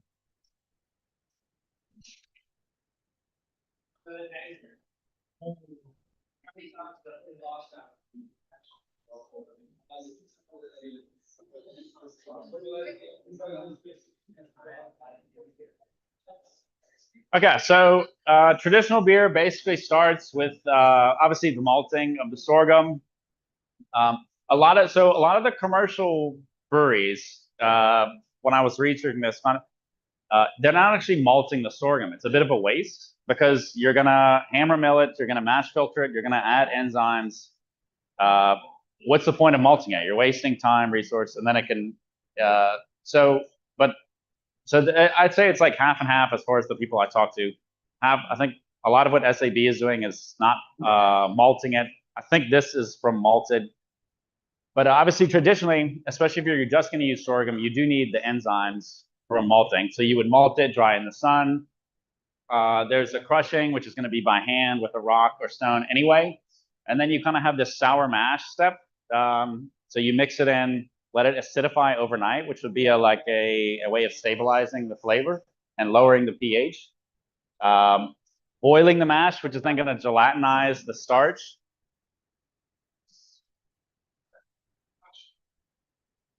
Yeah, so then you're gonna, a lot of things that you're doing in boiling, you're gonna volatilize a lot of the off flavors. You're gonna gelatinize, obviously, the starch, denature the enzymes. Then there's the cooling and dilution with water, adding more grain or yeast. So what's fascinating, I think, to me about these beers is that the mashing and the fermenting step happen concurrently. So you've cooled it down, you've added water, which is basically like it's ready to be mashed now. So you've got the starch in the water, and now you need to break down the starch into sugar, which is what mashing is. Yeah.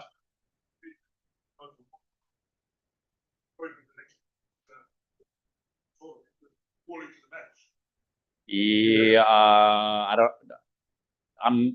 haven't done a lot of rice beers, so I'm not. You're saying like. Yeah. Well, yeah, because that is your mash substrate, yeah. So you boil. So if you think about what's happening when you're boiling the mash, like say you do your sour mash, you mix it in. Mashing is, if you can define mashing as the process of breaking down starch into sugar, the first step of that is gelatinization, which is dissolving the starch into the liquid. So that's what's happened at different temperatures with these different grains. So barley, like we kind of ignore that step, or we take it for granted because it happens at the same temperatures as the starch breakdown into sugar that the enzymes are active at. But like with rice and corn and sorghum, you've got to cook it first. Otherwise, you won't extract any of the starch because it's not in the liquid. It'll go out with the spent grain. Does that make sense? Okay, cool. Yeah, so then typically you're adding more grain or other yeast or enzymes to then break down that starch into sugar, and then you begin to ferment the sugars as they're created. Obviously, yeast cannot ferment starch, so what happens with traditional beer is that you're breaking down into sugar, you're fermenting the sugar. These things are happening concurrently, and you know, Western brewing and how we brew, like we obviously make sugar and then we ferment it. So I don't know, I just think it's really cool that it's like having it at the same time. It's fascinating. You know, depending on whether it's commercial or homebrew, there's a variety of different microbes or present. Straining by hand, the beer will then continue to ferment, and then very short production shelf life, things like that. So you guys all know this type of beer, right? You guys know commercial beer. So anyway, I think this is another body of research that somebody needs to do. There's a lot of mythology around the pots. Like if you go to like the art museums here, or there's a lot of like, it's, you know, in hundreds of years ago, there wasn't like a fine line between like the spiritual and the supernatural in real life. It was just like what you did every day, you know? So like the way like you would dress and like the time at night and like with the pottery, there's just a lot of mythology and folklore surrounding this, because obviously in most cultures brewing has been very significant and an important activity. Okay, I'm getting off track a little bit, but anyway. So this is in the research I did. This is just a list of the different types of traditional African beer in different countries, and some use millet and maize, and some use this and some use that. Yeah, I think exploring the relationship between all these would be really interesting to find out. Okay, so moving on to what we've done here. So I'm kind of grouping them together because, you know, the guys that have explored gluten-free styles have typically been craft breweries or small breweries, trying to it fits a little bit of like a lifestyle, health conscious type angle that craft breweries are looking at.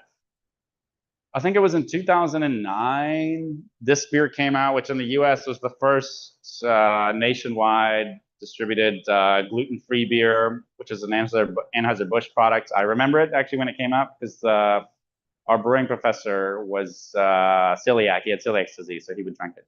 And then there was another craft, so like kind of a craft beer that was marketed gluten-free.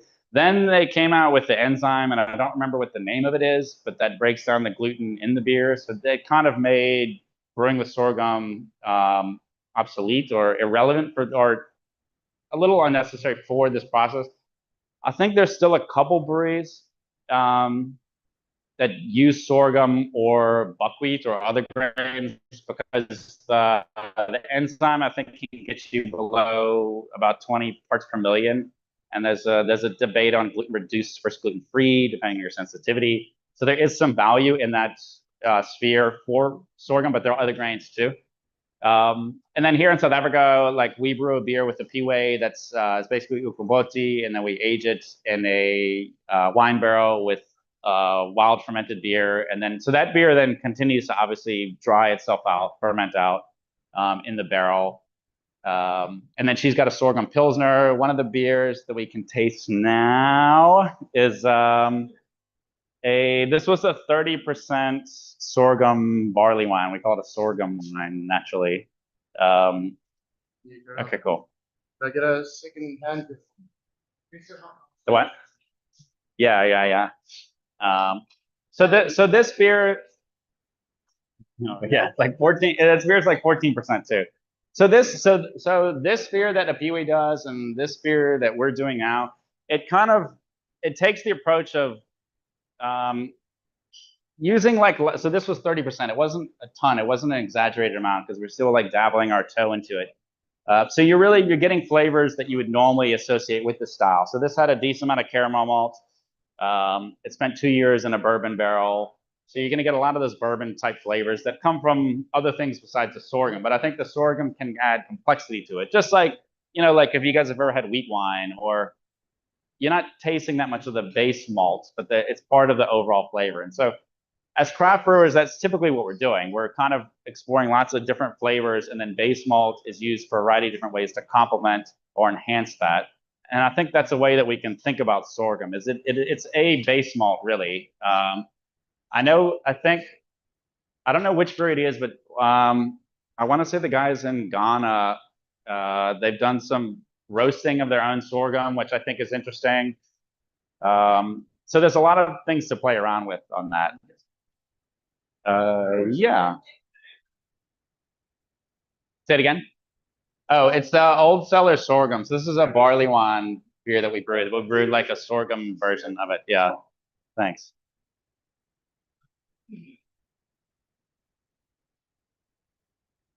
Yeah. Okay, so then this is kind of the main beer that we focus on for this talk. So, we just wanted to explore. Yep. No, 30%. Were you listening? No, yeah. No, it's okay. So that was 30%. Yeah. So okay, so then this year for this thing, we were like, okay, let's try and go much higher. So 30%, we didn't really have any problems. We didn't have any problem lautering. We basically did what we did with this beer is we kind of mash in hot at the beginning with like, I think it was probably 85-degree water with that beer. So you gelatinize the starch. That's like a cooking step in the mash, and then you mash on top of that. So it really doesn't take a lot of extra equipment or extra processing step. But so this beer was a 70% XPA, which is just an XPA, so like a light pale ale type beer. I think just to really explore what the grain flavor is going to be in the beer and see if we can make something cool. First step was that gelatinization step. So we took, it was a small batch. This would have been about 50 kgs. We just mixed it in hot. We just turned the hot water up to like 90 or something. Mix it in hot. We only hit, I think, 78 because the stainless was cool and blah, blah, blah. So we let that sit for about 45 minutes. We got pretty good extraction. Relatively, we got fairly low efficiency because, let me go back and then go forward. But when we're looking at the spent grain afterward, there's a lot of unmilled kernels in the king corn. So you could crush them and you could see the starch. I was like, oh, that's bullshit, So I felt less bad about our mashing and lautering process when I saw like, okay, it's really a milling problem, So we did that gelatinization step there. Then we mashed in with the wind malt. So that's, like I said, the malt that we dry in the sun. I don't know what the DP number would be, but it's got to be, 300, 400 or something. Then we added other enzymes too, which is the brew mix, beta glucanase, and SV1, just to make sure we're breaking down everything. Again, this is a little bit of an experiment. So AEB was fortunate enough to give us some enzymes to play around with. Like I said, the mass pH dropped really low, which was interesting. Oh, and then the lautering is going to be a problem because you've got no husk, right? So we have a problem here in that like rice hulls are very expensive. You're basically transporting air around the globe to try and get them here. So we just used raw unmilled barley. So you just need something to add flotation in the grain. So you don't really need to pay, I didn't even like whatever rice hulls cost. You can use other things that's just going to raise the flotation of it.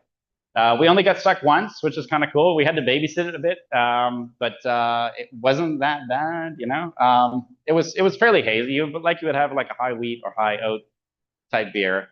Like I said, the efficiency was, when I did the math post like brew on like the efficiency numbers, I think we probably got about 72% on the sorghum. And then like if you look at the amount of kernels that were unmilled, that's really not that bad.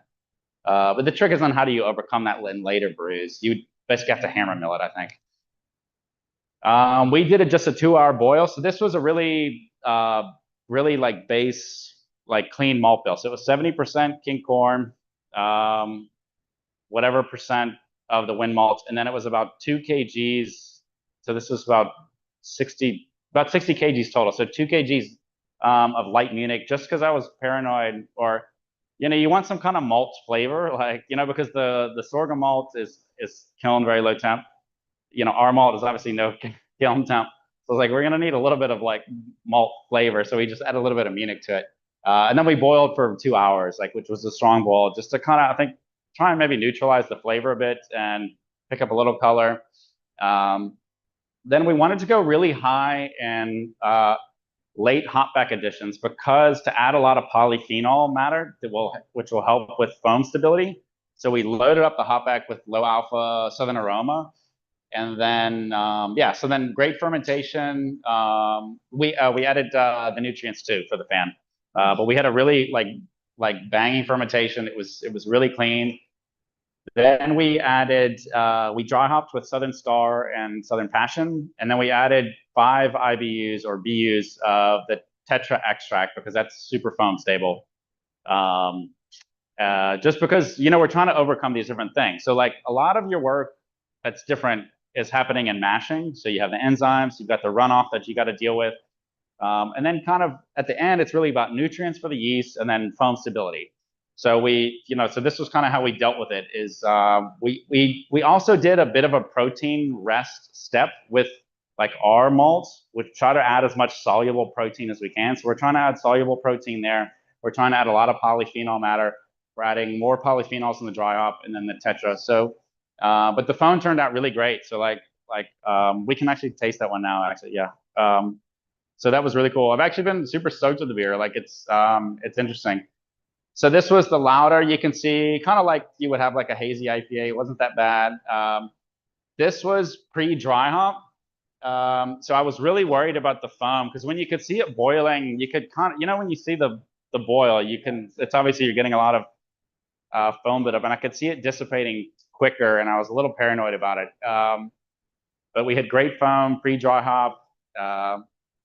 One thing we noticed, so like, you guys have had Ukomboti. It has kind of that milky taste, which I normally attribute to the starch, but I think it's somewhat part of like that flavor in the grain because pre-dry hop. So this was about 1.8 Plato, 1.7. So the beer fermented very dry, and it still had this kind of like slightly milky type flavor, which was really interesting. But then once we settled it, it cleared out, which is it's not offensive, but it's kind of novel. It's like different. Yeah, so yeah, okay, so then that's the beer. What do you guys think? Is it good? Yeah, I want to try some. Oh. Thanks, man. Yeah, so I think it's, you know, for commercial beers, they're making long, yeah. But next time. Yeah.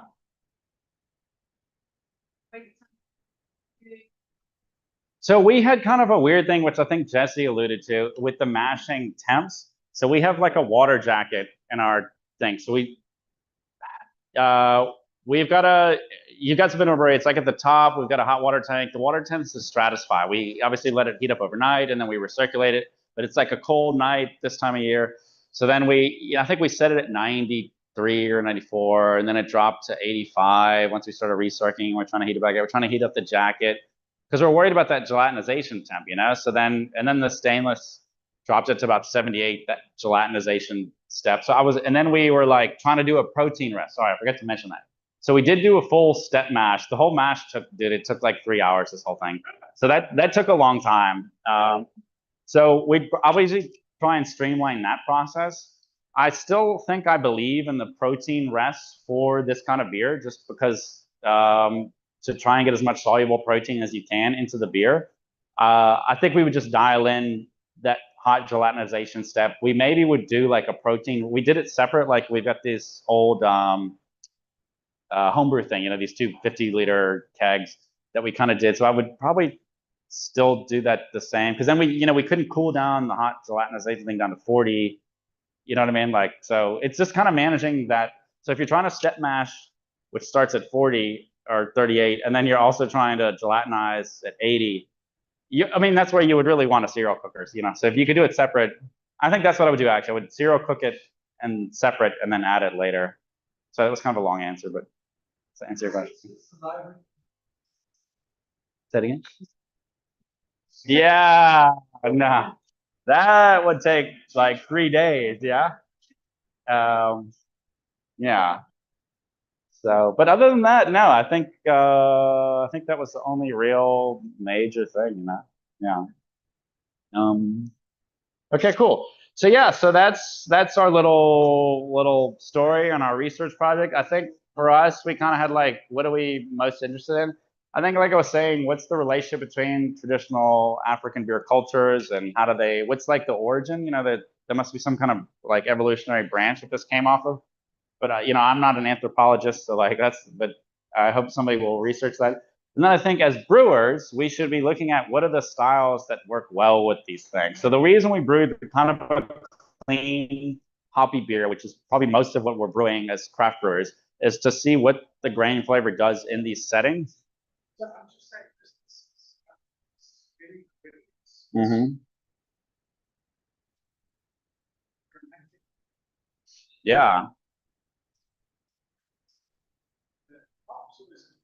It's the hop. So this was like a 250 liter batch. So we dry hopped with 2 kgs for that. So that's, you know what I mean? Yeah. And then the IBUs were 38, I think, something like that. So I think having the nice, like, again, we're trying to add foam stability type things, which the IBUs help with. But yeah, so I think playing around with different styles for the beer. I think stout is a really good style, which is why we got the Guinness. It does have, you know, sorghum does have kind of a sweet kind of grain type flavor. It's a little earthy, sometimes kind of funky. So I think that can work well in a stout. You know, mixed culture type beers, I think are really interesting to explore. Saisons, things like that. But I think something clean like this actually works as well too. Because if you think about a lot of IPAs, we're talking about kind of building malt flavor to support the hop flavors, which I think maybe the sorghum achieves a little bit of that on this beer. So yeah, so that's all I got. I just want to say thanks to SAB. They were really helpful in getting a lot of this information. If you guys know Kyle from Newlands, like the guy, I went to interview him and he had like a whole presentation for me about this. The guy is like so cool. AED sponsored some of the enzymes, so thanks to them, and then Signal Health, Mr. JC too. So cool. And then I just got references if you want to look up later. Cool. Next month. Yay! Remarks for festival. So what's ancient traditions to bold brews? And I think, as I said, you're pioneering that. Very well for us. Thank you for taking us in and last delicious. Just closing remarks as we wrap up BeerEx 2025. First of all, thank you for the amazing speakers. Thank you for the amazing audience. We did this morning. We spoke about all our sponsors, so let's do the general big round of applause. Sponsors. Thank you. You guys running on like crazy people, like as loud as you can, but the whole other side. Here's the crazy one. Wait.